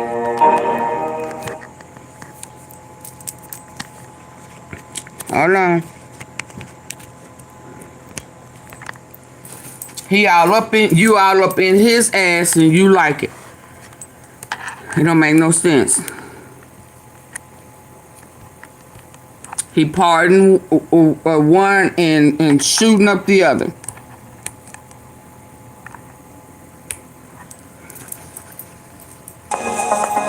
It's dumb. I mean, yeah, it's just dumb. It don't make no sense. Audio, as in just that blind modality, is something that like we now is Democratic Congresswoman Maggie Goodlander of New Hampshire. She is a former intelligence officer for the U.S. Navy Reserve and serves on the House Armed Services Committee. It is very early, apparently. And he bypassing Congress. Congresswoman, thank you so much for joining us.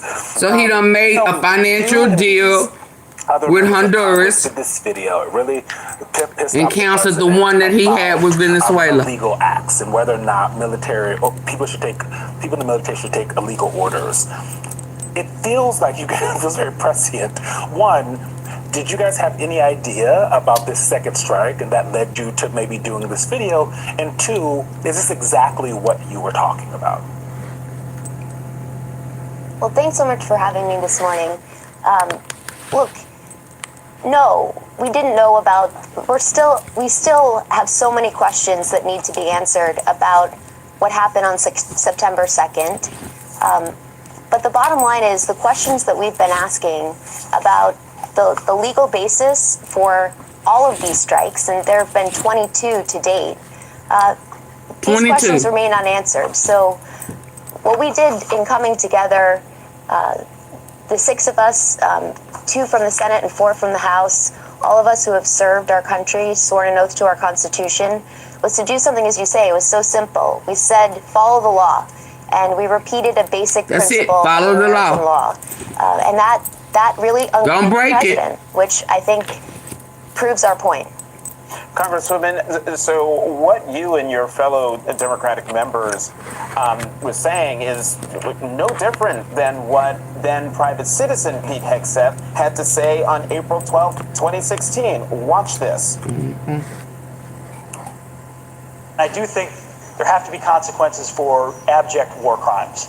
If you're doing something that is just completely unlawful and ruthless, then there is a consequence for that. That's why the military said it won't follow unlawful orders from their commander-in-chief. There's a standard, there's an ethos. There's So he know the rules? above what so many things that our enemies or others would do. Sorry, no, I'm not. And so, Congresswoman, what do you He started drinking the Kool-Aid. Because what he said there is absolutely right and no different than what you said in that video. I really don't have any earthly idea. He's what drinking the changed. Kool-Aid. What I can tell you is that Pete Hegseth is a fundamentally unserious person who lacks the experience, who lacks the judgment, who lacks the character to serve as our Secretary of Defense. He never should have been nominated. He never should have been confirmed. He I should agree. resign or be fired immediately because he has done a great disservice to our service members, as we learned in the last few days, and the public can now see in the Inspector General's report about his use of a commercial texting app to conduct war plans. This endangers the lives of our service members. And this job is so incredibly important. It's one of the most important jobs in That the means world. he is The job of financially Secretary of invested in Defense. whatever Our country deserves someone at the helm who can plan lead, Trump who can keep us has safe, and who's going to be accountable to the pro-Israel. American people. And Congresswoman Mark Warner, the top Democrat on the Senate Intel Committee, said that he would not make a judgment on whether or not he believed the Department of Defense and Pete Hegseth had made a war crime until he had all of the information. What information do you think lawmakers are still lacking in order to make that determination? And what's your conclusion on the issue of war crimes specifically and that legal definition? Well, I completely agree that, and as I said before, there are so many basic questions that we need answers to. I have not seen the video of the second strike. I believe, and I think there is a bipartisan agreement that the American people, everyone should see this film. Yep. And we should be able to get us look at involved. facts Let's look for at ourselves. But there is a body of documentary evidence that we should see concerning this specific strike. But the broader point here, and my deep concern, it goes to the legal basis and the strategic value of this entire collection of 22 strikes. What is it that we're trying to do here? The president has said he's trying to stem the flow of drugs into the United States. I share that goal. That's an incredibly important goal. Honduras deaths have touched the lives of people across my home state of New Hampshire. But if that's the goal, why is the president pardoning Honduran narco trafficker who was at the center of one of the biggest cartel conspiracies in history, and tied to Sinaloa cartel? There are serious legal questions and very, very serious strategic questions about what it is that American service members are putting their lives on the line for, and what the American taxpayer is funding with these strikes.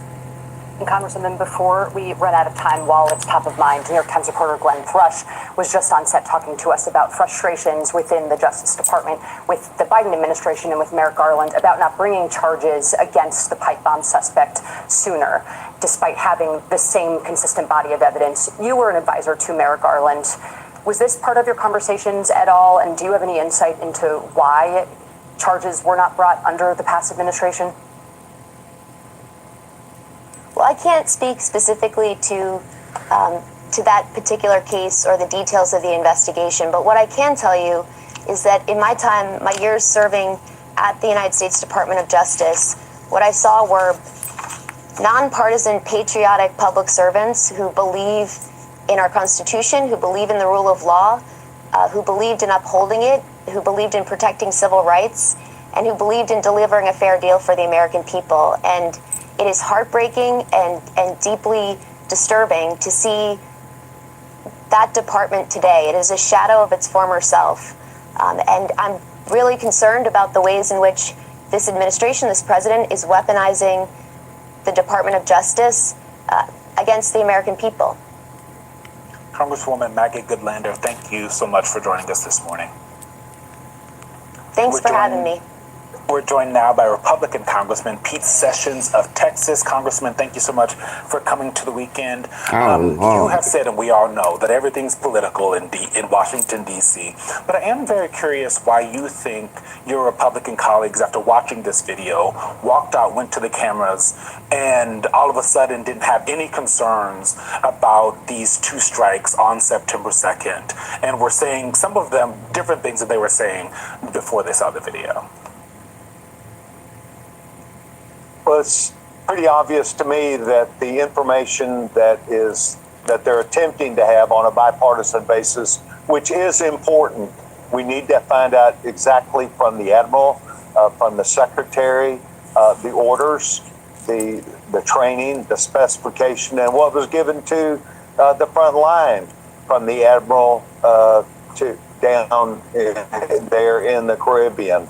I think it's important to note that what's happening is that, as you heard the young Congresswoman say, they don't have even all the questions that they have gathered yet to get answers to. And I think that this goes back to not the lack of information by the Intelligence Committee, but actually what their real role is. Their real role is to hear about these circumstances and to ask exact questions. What is the legality? How will it be used? What do they intend to do with survivors or someone that survives it? And put them in jail. What have we always done? Committee is now all of a sudden y'all playing stupid. The administration has moved forward because they believed that the Intel Committee understood the higher value, and that is saving American lives and the billions of what life was in danger? The drug narco terrorists. Okay, so hold up. Sessions. What American lives will be affected with the guy that was pardoned? What about the lives that he is now finna go home and get to work and push over here now by way of tunnel, by way of the White House, you know, with the East Wing, when they finish that, you know, you're going to have a drop off through Trump? Huh? What about the lives then? What about them lives? Why pardon a drug dealer? I don't care if he was the president. I don't care who he was. Hopefully our president will be locked up. So stop acting like you concerned about the American people and Trump just pardoned a drug dealer. Big time. Notorious. Y'all sound stupid. Pocket to fight official law enforcement and now military. So we've been outgunned, so to speak, by the narco terrorists to our law enforcement organizations. And the way I have... We've been outgunned by Trump and his administration. We've been outgunned. We're fighting our own president that we paid. And he's stealing. He's committing crimes against the U.S. citizens on U.S. soil. And he is releasing people who have been violated and found guilty by the jury of their peers. And he's a quote unquote illegal immigrant. Why is Trump pardoning immigrants and putting U.S. citizens and immigrants out of the country, but you're pardoning them? Y'all kill me defending him. And on top of that, he's a child predator. A rapist of men and women, boys and girls, minors. Y'all sick in the head, man. The whole time is the Intelligence Committee was receiving the reports, could have asked the questions, could have done these things, and it was moving forward. So, in great fairness, I would say that these questions should have been resolved by our friends, the Democrats, and Jim Himes I have great respect for. But these questions should have been asked in specificity and objections raised some time ago. But Congressman, you know, even while they were getting information, Democrats and Republicans, not just on September 2nd information they were getting. And then on top of that, you make the national holiday, you take away Juneteenth and MLK Park Day, Trump's birthday day. Why? Why just not create another day for yourself? Why would you have to remove something to add you in? You just honor it on purpose. Forgetting the fact that your ass is black. Way down in there. You just as black. You more black than you are this Jewish shit. You are a Jew. Because you are black. And y'all don't know what tribe you from. Hell, maybe we need to tell you which tribe you from. Yeah, you understand? Yeah, you just fake, hateful, and honorary. Yeah, mad cause black folk ain't riding with you with this fake Israel shit. Mad because soon as Diddy get a chance, he gonna further expose you with all that's coming out now. Yeah, cause you brought Diddy in.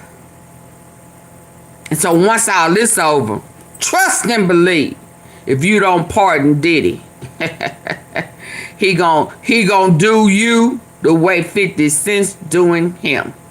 Believe that. They were getting frustrated with the amount of information that was coming. There were reports that they didn't even bring JAG officers, lawyers there to explain the legal rationale. Do you have no concerns whatsoever that the administration, we, the United States taxpayers, are bombing folks without absolutely being sure and being shown evidence that they are actual drug traffickers? Because we've seen no actual evidence. I don't know if you have. Well, let me say this. No, of course, I would agree with you. We are entitled to that. That's what Congress is there for, and that's what oversight is there for. That's part of my job with oversight. But it resided within the intelligence community, and I would just tell you my own perspective is I saw where there was a greater good being played because we are able to drug trafficking. Romeo, it was fentanyl. Who in the world you gonna throw tomatoes? Far past that. Tens of thousands of pounds that are aimed for our children. And so I view that the Intelligence Committee, this is Pete Sessions saying this, that was my view that the Intelligence Committee was properly handling this. The Democrats and Republicans have ample firepower within that Intelligence Committee to bring forward questions and to publicly question them if they are not getting the answers they need. Congressman, you just used the word war there, but in 2018 you attended a secret peacekeeping mission at the invitation of the socialist government and met with Maduro. How do you reconcile that approach, which is dramatically different from the U.S. posture of military deterrence that we're seeing now, with the approach you took in 2018? Well, in fact, I did make the trip down. You also recall that I had a constituent, not just from Texas, but right in the Dallas area, that was being held. And it was done in coordination with the State Department. It was done with the understanding of Spit it out. Ed Royce, spit the lie out. Senator Corker, who was also doing these things, as well as the gentleman Greg Meeks, who is a Democrat. It was a secret, so to speak, but it was not held secret from my colleagues nor the State Department. And the intent was to see if we could release at least a person. It didn't go much deeper. It went far, far deeper into discussions that I then brought back to the United States, to the federal government, to officials that were responsible for intel. You changing your story because Trump said you better. Because he said you better. Yeah, and he put a little spit on the tur. Yeah. With his Dill Pickle voice. Yeah.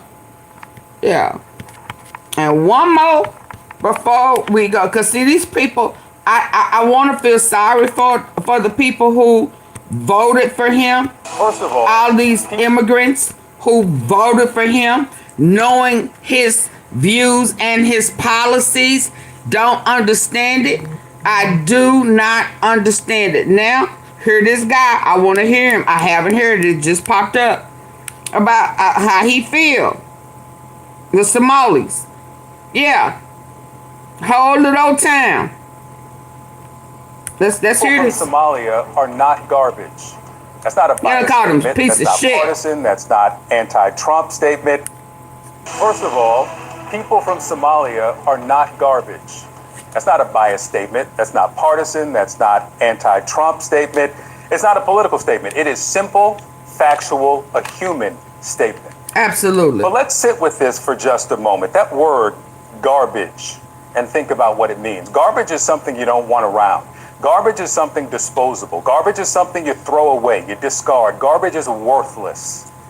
Garbage is how the President of the United States characterizes Somali people. All Somalis. Presumably, that includes Somali Americans.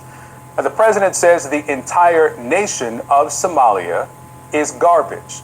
And this is not overstating it. It's actually worth hearing again exactly how the president put it on 2 occasions this week. I wouldn't be proud to have the largest Somalian. Look at their nation. Look how bad their nation is. It's not even a nation. It's just people walking around killing each other. The Somalians should be out of here. They've destroyed our country. And all they do is complain. I don't want them in our country, I'll be honest with you. Somebody say, oh, that's not politically correct. I don't care. I don't want them in our country. Their country's no good for a reason. Their country stinks. And we don't want them in our country. We're going to go the wrong way if we keep taking in garbage into our country. They complain and do nothing but... Motherfucker, this ain't your country.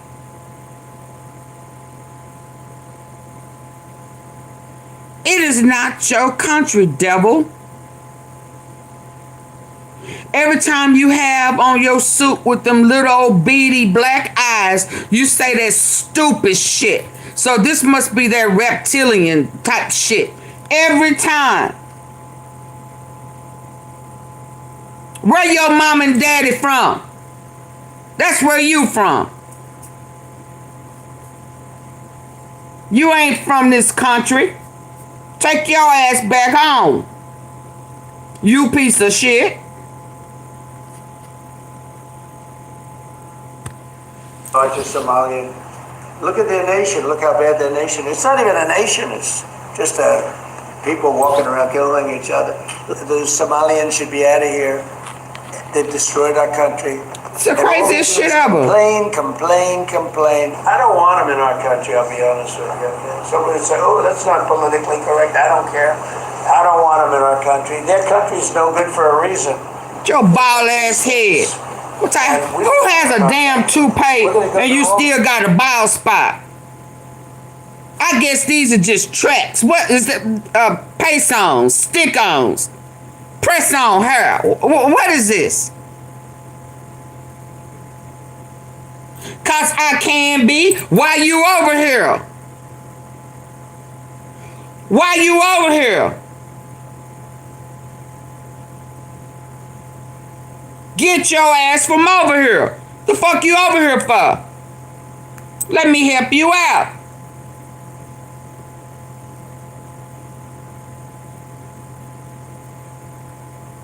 Because I have empathy, and obviously you don't either. Because you too busy all up in the funky crack of Donald Trump's ass.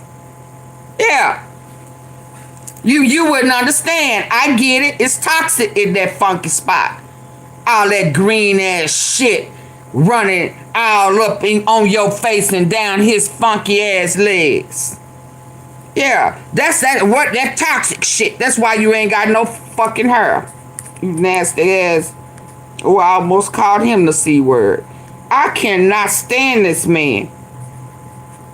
He is crazy and he is evil. And there go them little beady eyes. Yeah.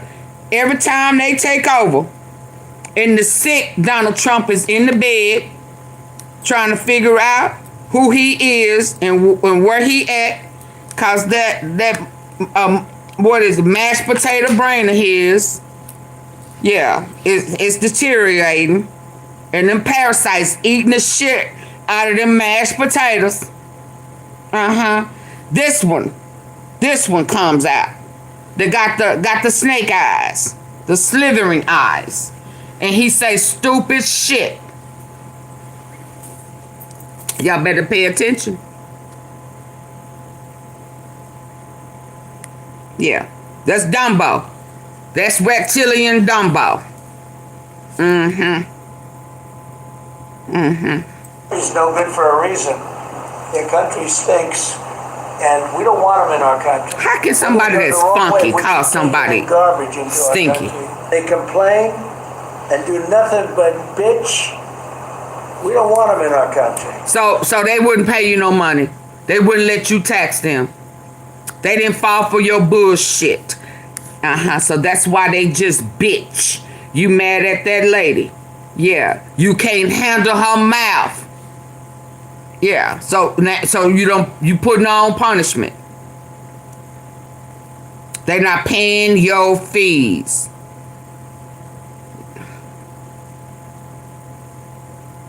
Yeah. They complain and do nothing but bitch. We don't want them in our country. Yes, we do. Let them go back to where they came from and fix it. Thank you very much. Yeah, that's applause at the end. Yeah, he got applause. Well, now this. A new ICE operation launched this week is targeting undocumented Somali immigrants in Minneapolis and St. Paul, Minnesota. The Twin Cities are home to the nation's largest population of people from the East African country.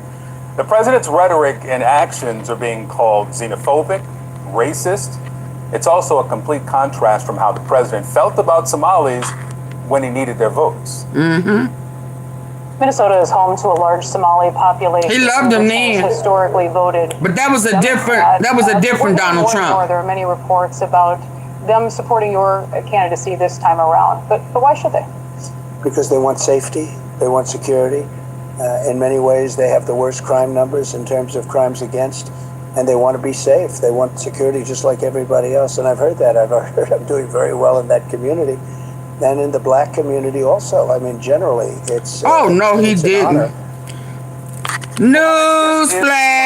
Specifically, what? Newsflash! Well, my next guest is... hold on, because y'all do know that he used to be a Democrat. One of those Somali...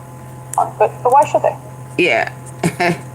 How that work out for him? Newsflash! Look at here, little little boy. You got black DNA in you. I need for you to man up. Say it loud and say it proud. I got black in me. Say it, Donald. Say it loud, say it proud. I got black in me. Say it loud, say it proud. I got black in me. Minnesota is home to a large Somali population, which has historically you got black in you. Democrat. But we're hearing more and more. There are many reports about them supporting your candidacy this time around. But why should they? Because they want safety, they want security. In many ways, they have the worst crime numbers in terms of crimes. Oh, yeah. And they want to be safe. They want security just like everybody else. Oh, my bad. Oh, my bad. And in the black community also. And the black community also. Oh, my God. I forgot. I forgot. He do have Bubba in him. Yeah, he had Bubba in him, on him.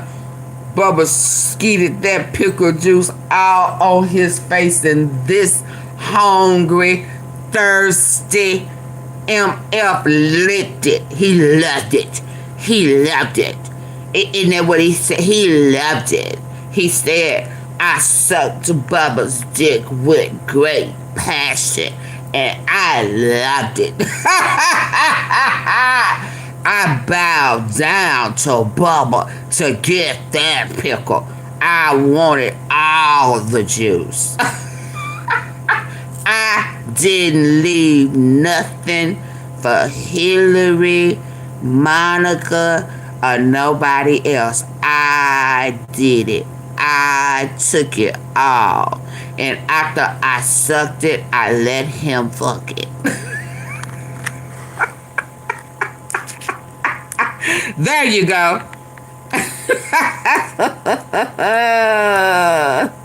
It's an honor. Well, my next guest is a Somali Nass. American, specifically one of those Somali American Republicans you see there on the right side of the screen who gave their support to the president. He was at the July 2024 rally in St. Cloud, Minnesota. You can see him at this event with Minnesota Somali leaders giving their endorsement in November of last year, right before the election. Trump. Salman Fiki is with us now. He's a business owner. I wonder how you feel. Oh, for the Lord. Minnesota State House. Salman, thank you for being with me. Quote, we're going to go the wrong way if we keep taking in garbage. The president was talking about Somali immigrants. You are Somali American. What's your reaction to what you heard from the president this week? Well, it was very dehumanizing and it's very unpresidential coming from the commander-in-chief of the United States to dehumanize and you feel stupid. To dehumanize a whole entire community by calling them garbage. This is what I'm trying to tell people. Now is he dehumanized it when he was doing it? So you didn't think he was talking about you before? It kills me. It blows my mind. The people of color, the darker color, in the 50 Shades of Brown, that includes white people. You in there too. It kills me that you thought that it was including you.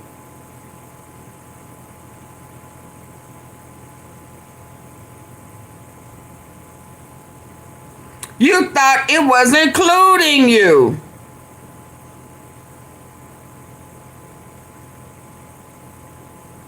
It blows my mind. And you gave him a vote. You stood behind him. See, this is what I'm talking about when I talk about Black Lives Matter. Black Lives Matter gotta matter to black, the darker shade of the 50 Shades of Brown more than it matters to the lightest.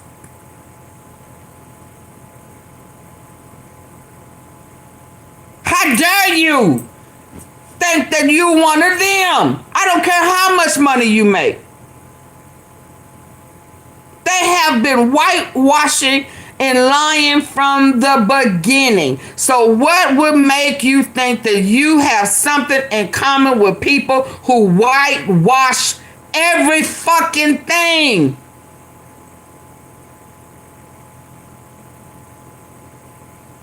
And then when somebody try to tell y'all something who been here longer than you have, you don't want to hear it. How dare y'all think that y'all was a part of making America great again when it was only great when they was in control and had black people in bondage?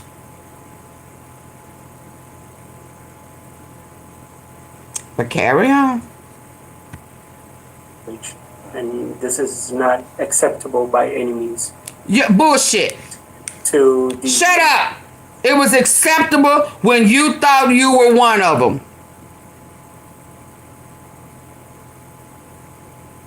It was acceptable when what the Democrats was talking about, you thought you were above that. Not taking into account of anybody that was before you or that would come behind you. You didn't think about long term. You just thought about yourself in your current situation.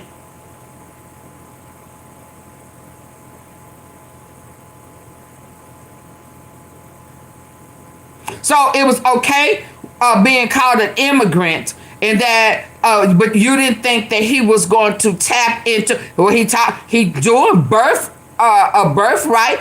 Was both your parents from here? You was born here. Okay, so if he pushing birthright, where that's gonna leave your mama, your daddy, your auntie, your granny? Where that's gonna leave them? But I'm doing good. I'm in the 6-figure bracket. But what about them? What about your kids? What about your nieces and nephews? What about them? You only thinking about yourself. So you self-centered. You're a narcissist who only think about yourself. And that's why that Zionist crap like to act as if empathy is a big no. Like it's a plague. It's just made up. It's just people want something for nothing. So you didn't have empathy. And he still called you a piece of trash. Now he including you in it. Yeah, because you didn't think about nobody but yourself. So your narcissistic ass is trash. You're garbage. You let him tell it. You don't get no pass. Your vote didn't mean shit. So every time people say, our votes don't matter. Yeah, it mattered. It got his ass in there. And guess what? Now he handling you like you are a piece of shit.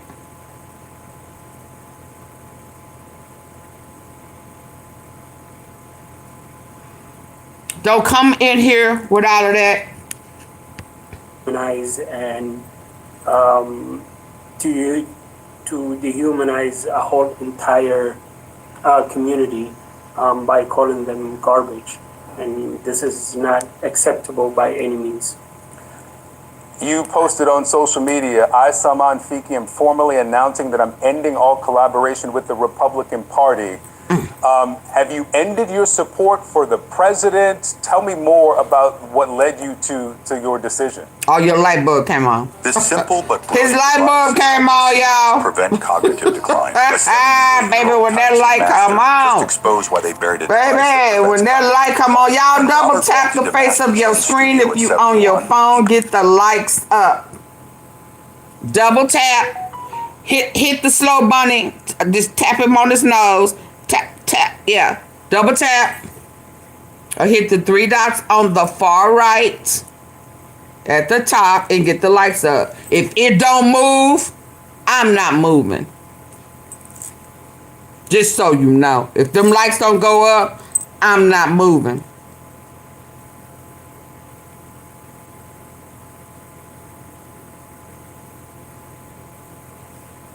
The quicker the lights go up, the quicker we move.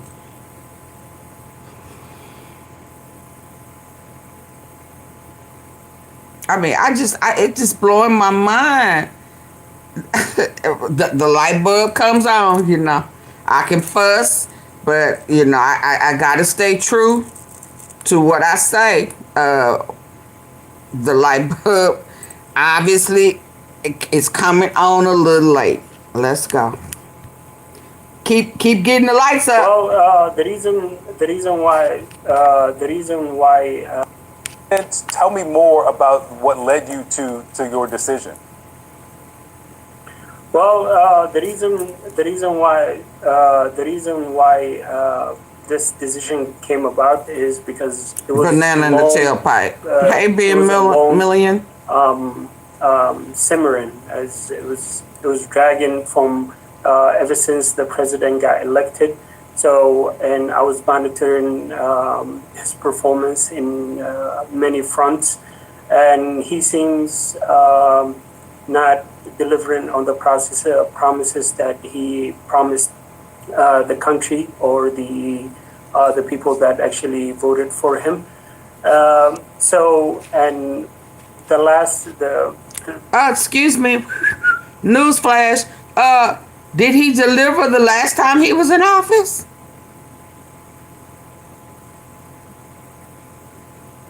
Did he deliver? I mean, I know he delivered. He brought some shit back from China, and you know he let it go airborne. He was going to do better health care than Obamacare. What I mean, so he didn't do what he said he was going to do before. And you thought, okay, so he missed it that go around. I think if I get second time's a charm, or is it third? I mean, how many? What? All he did was steal, and he brought terror and terrorism to the Capitol.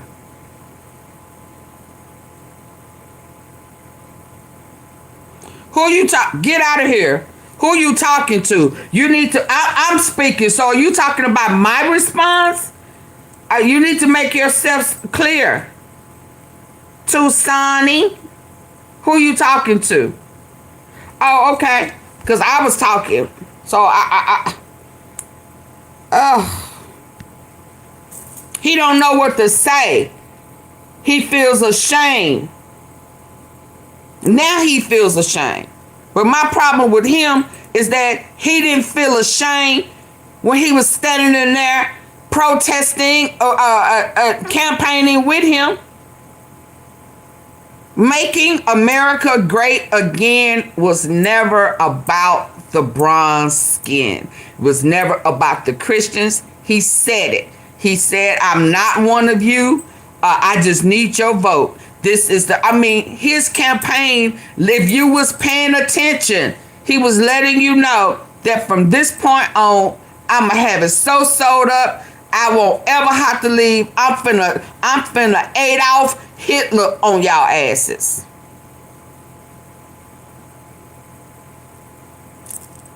So y'all wasn't paying attention.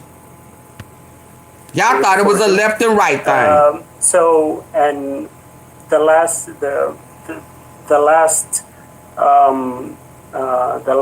that broke the camel back was when he called Somali community the garbage. Do you regret your vote for President Trump? No, I don't regret my vote. Oh, dumbass! That I voted for Trump because where I see politics, I see politics through conservative prism, and I still have conservative values, and I see politics. Oh my God, he still don't get it. It ain't about conservative. It's not about none of that, because everything that you think it's about, it is smoke and mirrors. He don't care nothing about none of that. None of that. None of them do. It's just a category to run and to play in your face. If you thought he was a conservative, shame on you. Shame on you.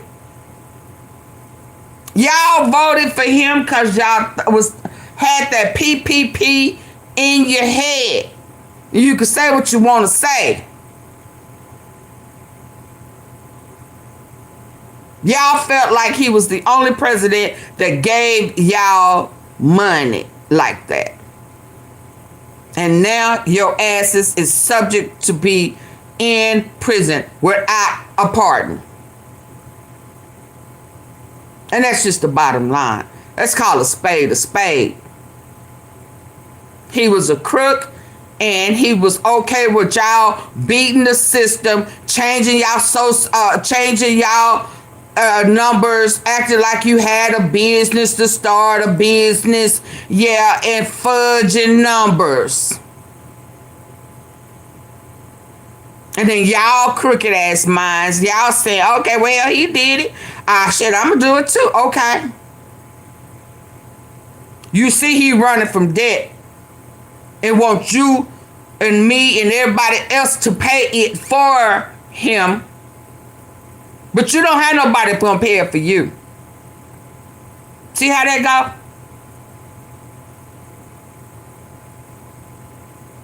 You don't have the type of money them folk have to pay for a pardon. You don't have that type of money. See, he's selling pardons to the highest bidder. So all them people who thought they was gonna get a chance to come up again on a fake ass business, you know. Okay.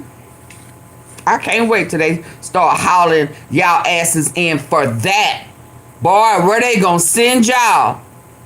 Ooh, where they gonna sit? Baby, he done set up so many black people with that right there. And he's trying to get it where he could just throw y'all anywhere. Cause the prisons are overcrowded. And they trying to do new world, new build. And they gonna need workers to build a new Israel and a Jerusalem and all of that over there. Guess where y'all gonna go and rebuild? Hell, y'all built the brown skinned people built the U.S. So guess what's gonna happen now? Y'all dumbasses gonna build over there. Cause that's where they gonna haul you. And they gonna get free labor all over again. That's gonna be making America great again. Make it so we can get y'all over there to work for free. I'm stealing. And the U.S. will be bankrupt. I'm telling y'all better wake up. You better say, Lord, I get it. I shouldn't have voted for him. That lens, but I withdraw. Now, Ben, your mama got fire throat. Your mama got fire throat. That's why your sorry ass daddy nutted all in her and made you. She didn't swallow though. Get your ass from over here. Don't worry about my throat, nigga. Worry about your mama throat. Bitch. Get your ass from over here.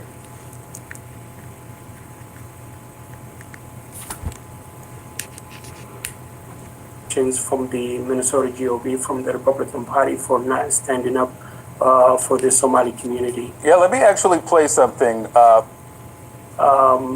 whole community values, and I see politics through that lens.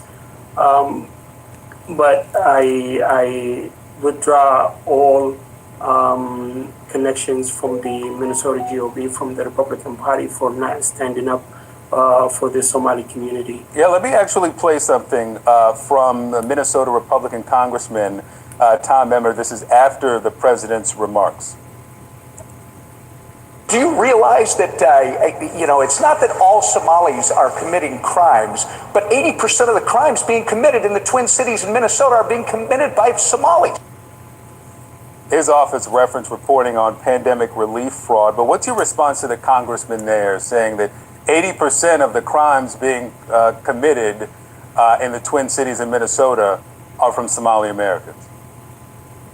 That's false and unsubstantiated claim.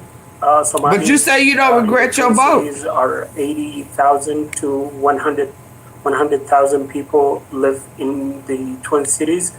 So, and the Twin Cities combined are 2 million people roughly. So the 100,000 people cannot commit 80% of the crimes in the Twin Cities. So that's a false statement, and and he's known for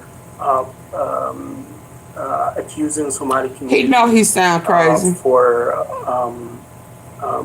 some false accusations, such as claiming that Somalis send in money to Al-Shabaab and things like that.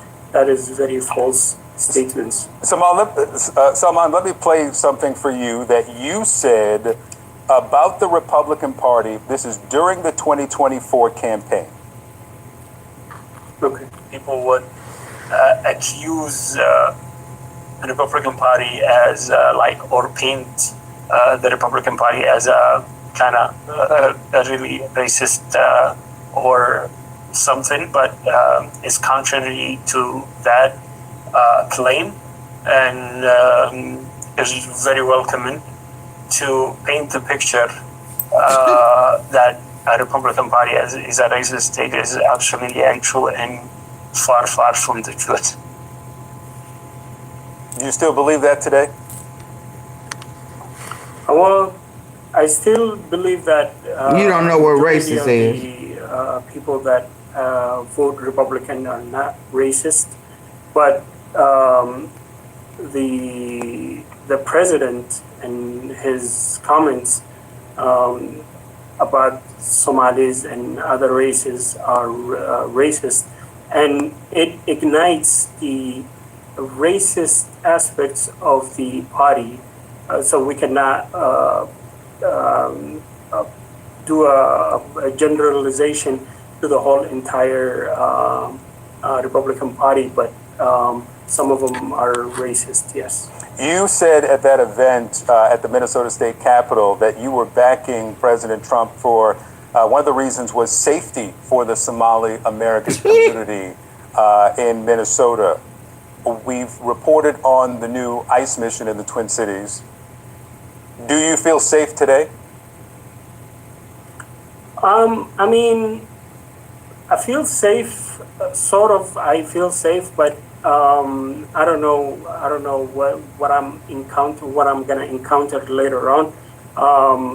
There's ICE raids going around the cities. They were in my town, like today. They were in my town, Burnsville.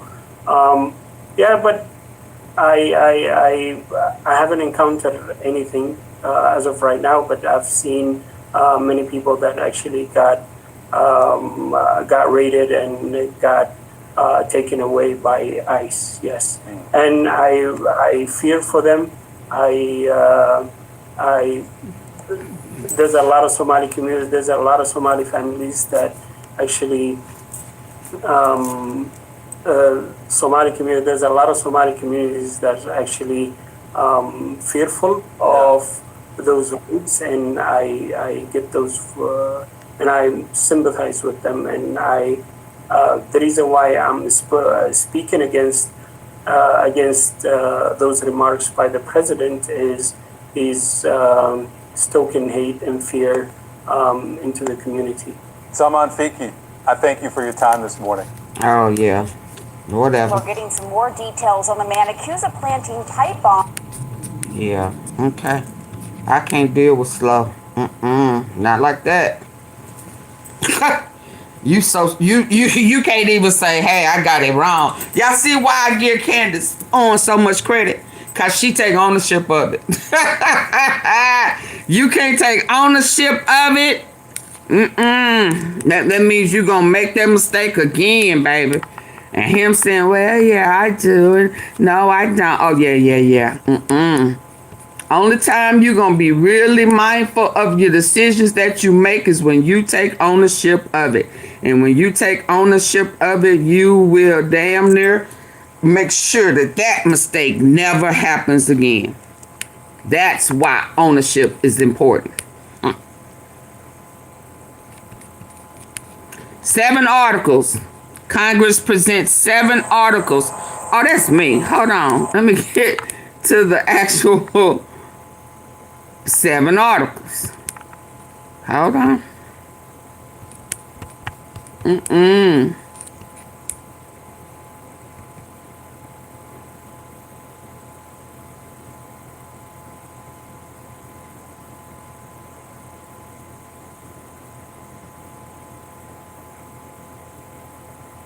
Y'all, I need for y'all to double tap the screen. Get the lights up while I get this pulled up.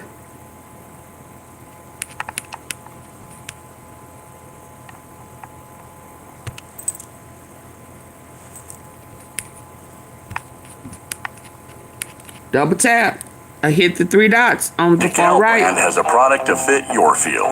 We endlessly innovate, pairing it with deep agronomic knowledge every step of the way. Also, you get outstanding. Associate myself with it. It says with warning. What type of warning?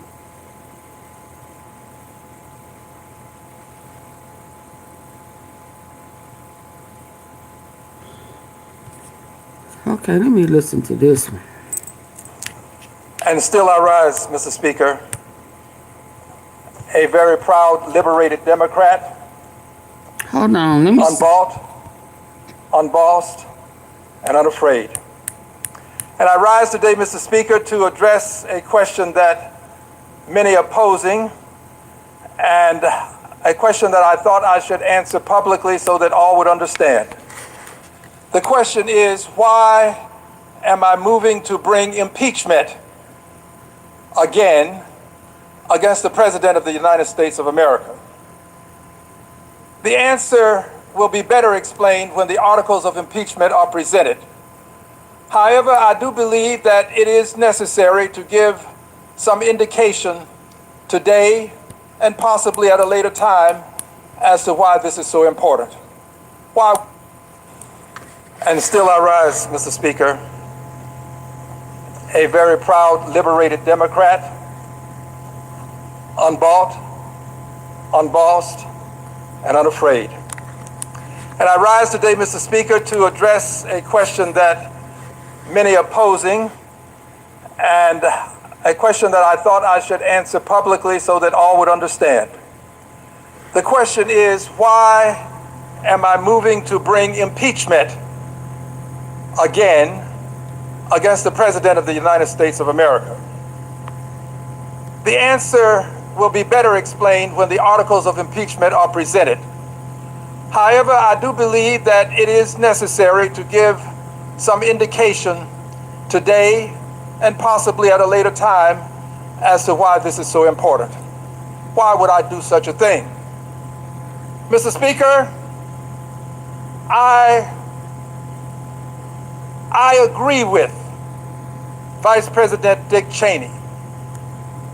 I agree with him. I agree with a statement that he has made. Yes, Vice President Cheney represents the Republican Party, or he did when he was Vice President, and everyone knows that I'm a Democrat. But that doesn't mean that we can't agree on some of the important and great issues of our time. One of the great issues of our time is before us now, and I'd like to read the words of Vice President Cheney, words that I agree with, Mr. Speaker. Vice President Cheney has indicated,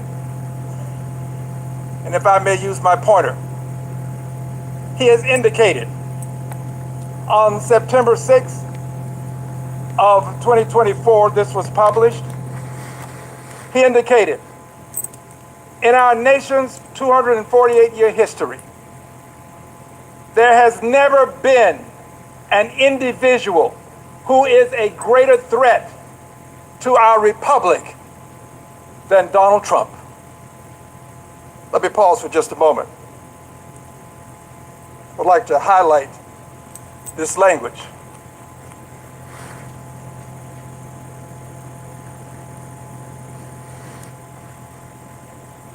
An individual, one person who is a greater threat to our republic. Thank you, Granny P, Republic, for the laughing disco. In 248 years. I'll come back to these in just a moment. He tried to steal the last election. Now, this was September of 2024, so it's the election prior to September of 2024. He tried to steal the last election using lies and violence to keep himself in power. Did that? Keep himself in power after the voters had Thank you, rejected Mrs. him. Tom. He can never be trusted with power again. I agree with this. I agree. As citizens, we each have a duty to put country above partisanship, to defend, actually he says, to put country above partisanship, to defend our Constitution. Now let's walk back through this with emphasis on certain things. One individual, Donald Trump, is a greater threat to the republic than any others. Never before a person who has been a greater threat than Donald Trump. Why is he a greater threat? Well, you first have to understand, if you don't, that we have a republic. A republic is government by the public, but it is done by and through representation. Representatives, the House of Representatives, representatives, the Senate. The republic speaks through representatives. We have a republic, and he indicates that this president is a great threat to representational government, to the republic. Well, let's look at this. He, Donald Trump, doesn't respect the separation of powers. Facts. He believes that the judiciary should agree with him, and if the judiciary does not agree, he has as much as said they should be impeached. So emphatic was he about this impeachment that the Chief Justice of the Supreme Court of the United States of America had to call him out publicly.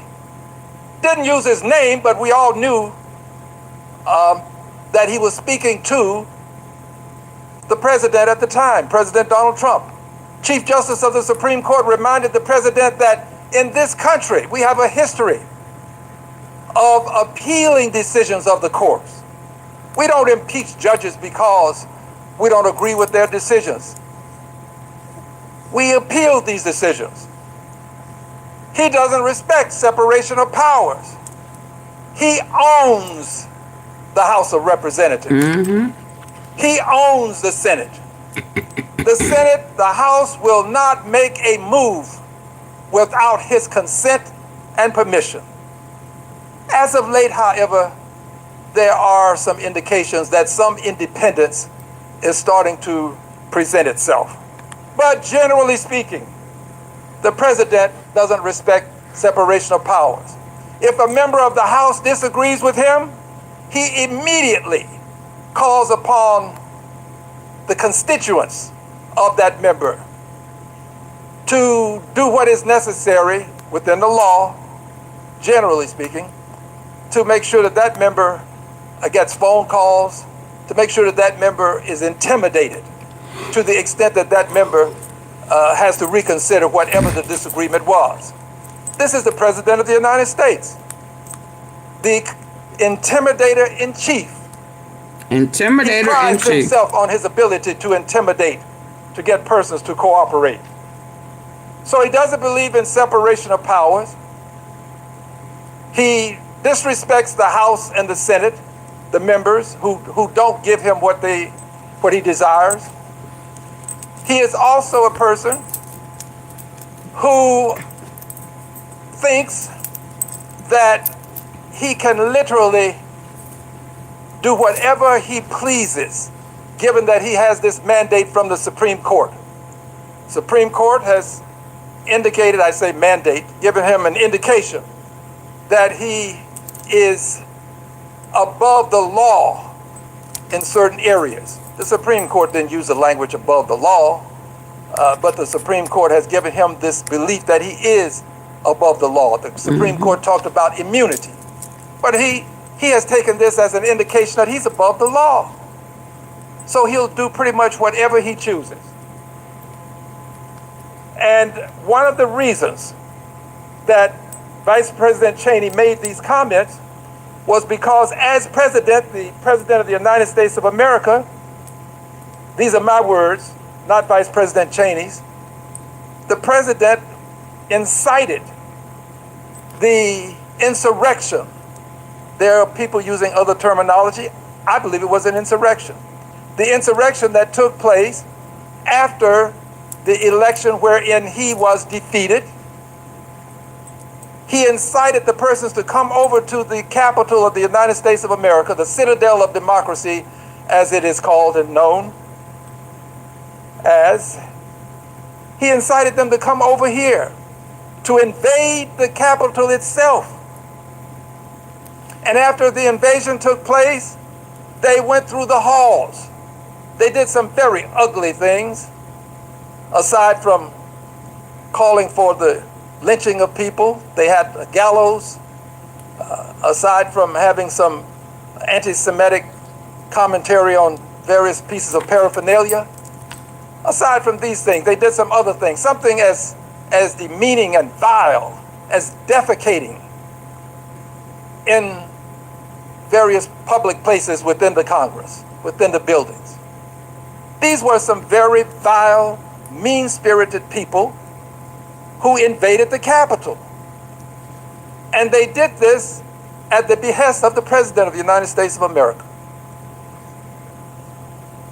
After all of this was done, the President being sworn in on January 20th of 2025, after all of this had taken place at a prior election, the very first act that the President engaged in, it seems, after he had raised his hand to be sworn in, upon lowering his hand, he seems to have rushed over to some place where he had a document that allowed him to pardon the people that defecated Right. I dare him. in the Congress, in the building. The people that marched through looking for the vice president at that time indicating that they wanted to do harm to it. He pardoned these people. This was his very first act, it seems, immediately after being sworn in. This is the person who is President of the United States of America. And unfortunately, there are many people who just brush aside what happened on January 6th of 2021. They just brush it aside as though, oh, well, that happened, but it won't happen again, seems to be the attitude that's preeminent among the minds of many. Well, if he did it once, what makes you think that he won't do it again?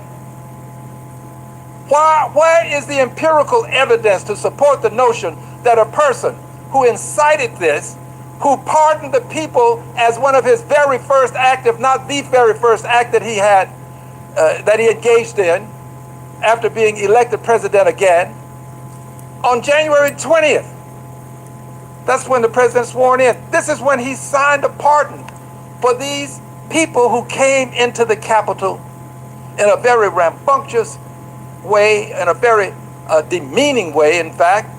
People died as a result of this. He instigated this. Sure did. What causes people to think that he won't do it again? I believe that he will. He's trying to do it I now. believe that he will find great difficulty in stepping down from office. And as a result of my belief, and as a result of his not respecting the separation of powers, as a result of his not understanding that there should be some independence in the judiciary, that the judiciary is not for him to supervise, I put all of this into my collection of thoughts. And as I do so, I have to agree with Vice President Cheney.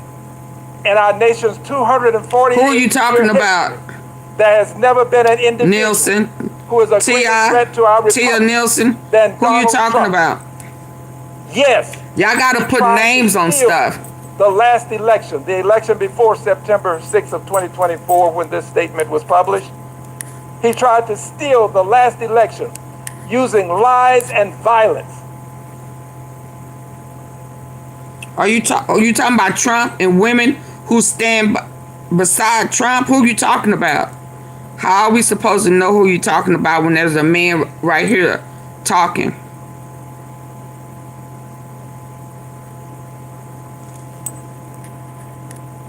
To keep himself in power after the voters, the people of the United States of America, the voters, had rejected him. He can never be trusted with power again. I agree. I will be bringing articles of impeachment because what Vice President Cheney, may he rest in peace, what Vice President Cheney said then, September 6, 2024, is true now. We should never have trusted him. He has been given a second chance to steal fire from the gods. We should never have allowed him to do so. But there is a remedy. When the courts can't control him, and when his party won't control him, then the only remedy left is impeachment. That's all that we have. And there are some people who would say that this is not the right time.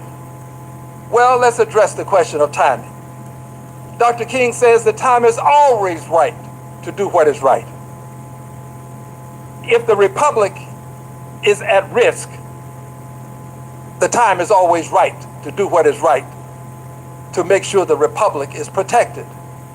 I will be doing what I believe is right to protect the republic. There were people who said to those persons who were at the Edmund Pettus Bridge on Bloody Sunday, this is not the right time to march. Don't march now. Let's do it another day. But the Honorable John Lewis, who was a member of this very House, a colleague, he said, no, we march. And they did march. And they marched knowing that there would be harm that they would have to suffer. They knew this. They saw the constabulary as they approached the crest in the Edmund Pettus Bridge. They knew what was going to happen, but they marched on. If they could march on knowing that they were going to be harmed, and the Honorable John Lewis told me personally that he thought he was going to die on that bridge. They beat them all the way back to the church where they started. Church-going people. Beat them all the way back. If they would march on facing this kind of danger, surely I should march on and bring articles of impeachment. I'm not requiring or asking any member of this House to vote with me. Vote your conscience. Do what you believe is right. That's right. I'm going to vote my conscience. I'm not going to vote to table these articles of impeachment. Those who vote to table are indicating that, for whatever reasons, they don't think that it should be an actual vote. There should be an actual vote on the articles themselves. They're saying, let's put this off. Well, if that's your opinion, then you do that. but that's not my opinion. There needs to be a vote, not only on this motion to table that will be presented, but also a vote on the actual articles of impeachment. This man is a threat to our republic. He cannot be trusted. Vice President Cheney was right then, and he is right now. I'm going to bring those articles of impeachment. And I can only assure the public who is constantly asking me, how many votes do you think you'll have? I can only assure you of one thing. I will have one vote. This I can assure you of. I will have one vote. Why? Because I believe that it is better to stand alone on some issues than not stand at all. I will stand. I will present the articles. And when I vote, if I'm the only person to do it, I will know, and posterity will know, that I have done the right thing.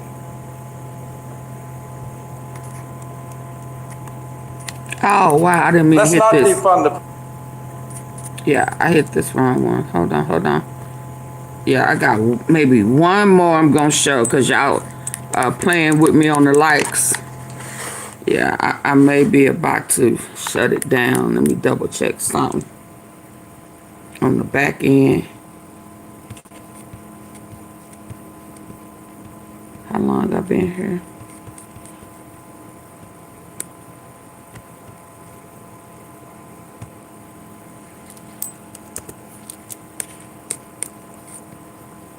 Yeah, I'm gonna go ahead and end now.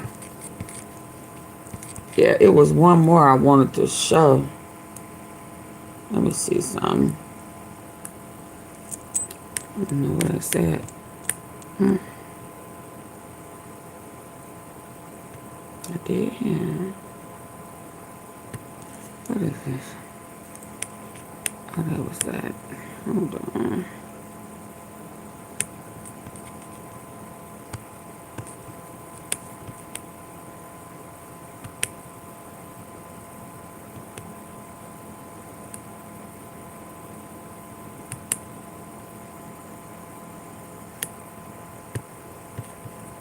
Hi, Wendy.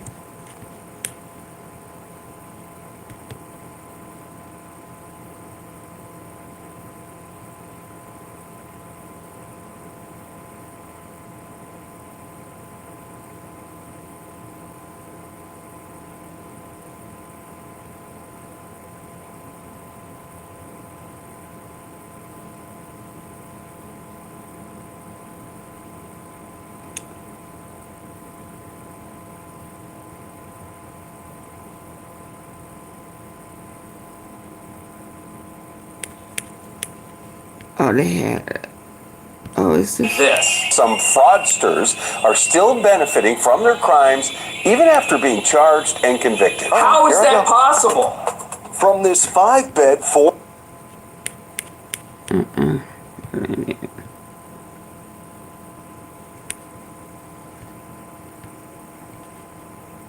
You know, I do know they rallying outside the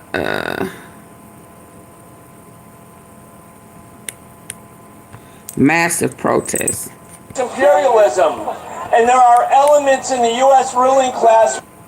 Will never be defeated. The people united will never be defeated.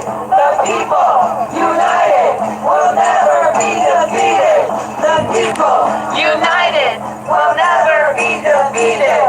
The people united will never be defeated.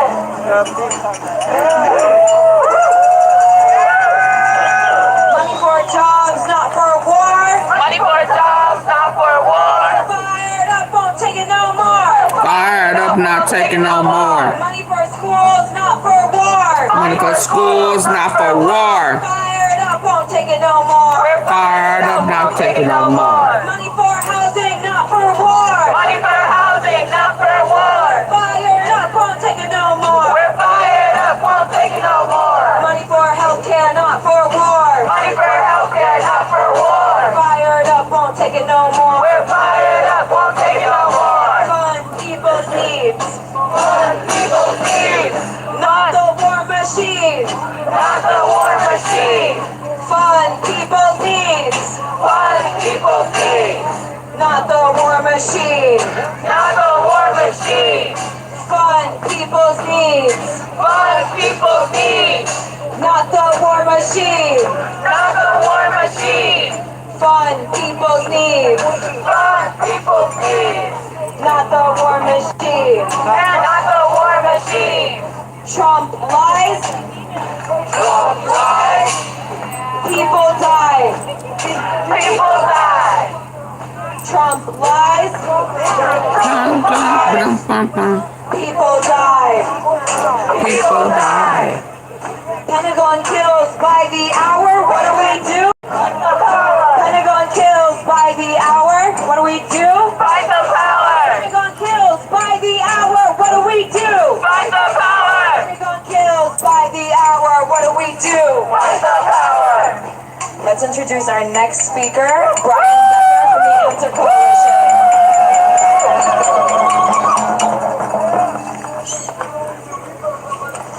Thank you, and I'm so happy to see everyone here today. We're not just in front of the White House.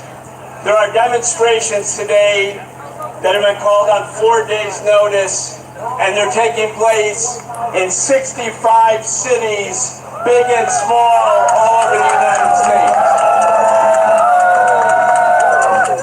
And I think that is the clearest indication that if Trump goes forward to escalate the already existing war against the people of Venezuela, our demonstrations will grow from the hundreds to the thousands, to the tens of thousands, and to the millions. That's precisely what will happen, because the people of this country do not support another U.S. war based on lies, this time not in the Middle East, not in South Asia, not against Iraq or Afghanistan, wars that cost millions of lives. It will be this time against the people of Venezuela, a country that has the largest oil reserves in the world.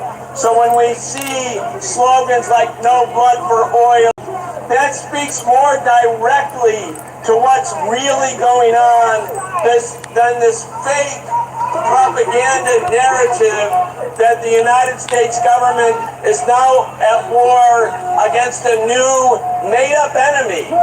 Narco-terrorist is a made-up word for a made-up enemy. It's a complete fiction.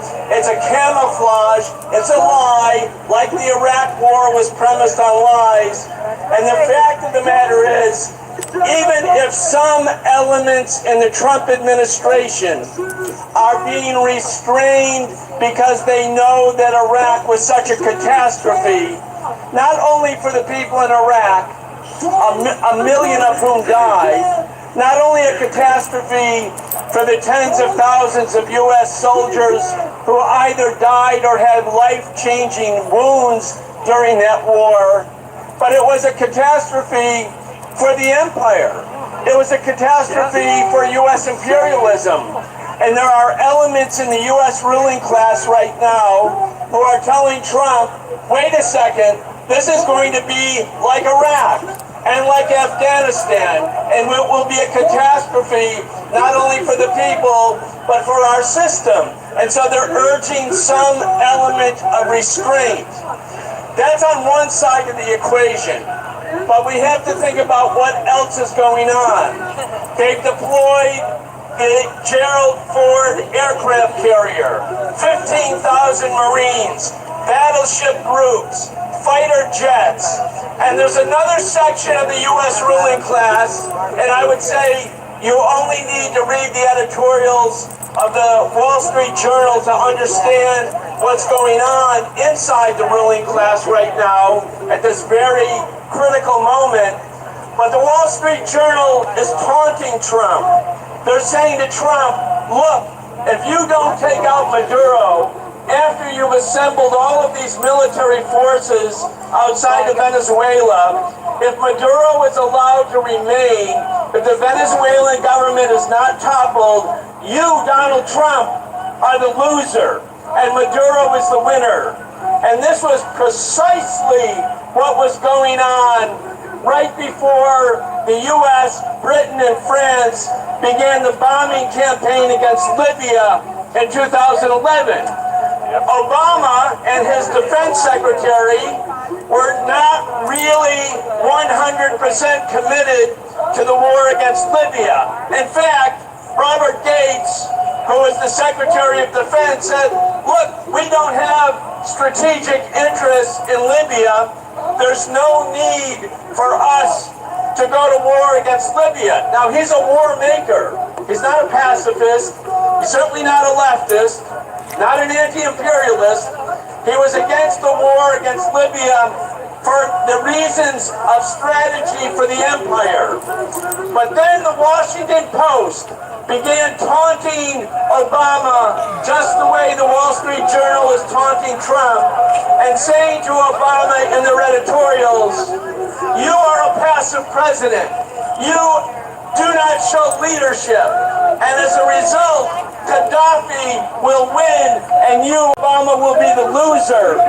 And under those circumstances, Obama turned his position, authorized the bombing campaign against Libya, and then the war commenced. And hundreds of thousands of Libyans were killed. And even worse, Libya was completely destroyed as an entity. And the most progressive government in Northern Africa had human slavery returned to Libya within a couple years. There you go. So what's my point? My point is, and I'm not saying this to give an interesting historical recount. My point is, there is a battle going on over whether or not the Trump administration should actually go forward and launch an all-out war against Venezuela.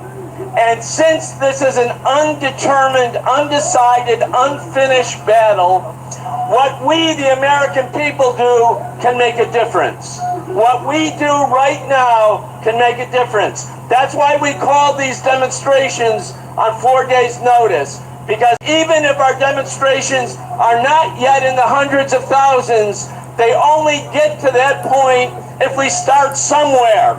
And so we have started somewhere, and the somewhere is right here. I really want people to understand the historical moment. The historical moment is undecided. And even though we are not the determining factor, we can become a major factor if we build this anti-war movement in the coming days and weeks and months. We can do this. The people of Venezuela are not our enemy. Our enemy is in the White House. Our enemy is okay, y'all, I'll be back later. Our enemy is in the military-industrial complex. Our enemy are the terrorists who are terrorizing immigrant working-class families in the cities and towns of the United States. They're not somewhere else. They're right here at home. So let's build this movement. Let's make it strong. Let's make it an anti-war movement, an anti-racist movement, a pro-people movement, a welcoming movement to immigrants. Cynthia. If we know what we can do, if I think I'm scheduled at 7:30. We can stop this war before it starts. 7:30, 8 o'clock.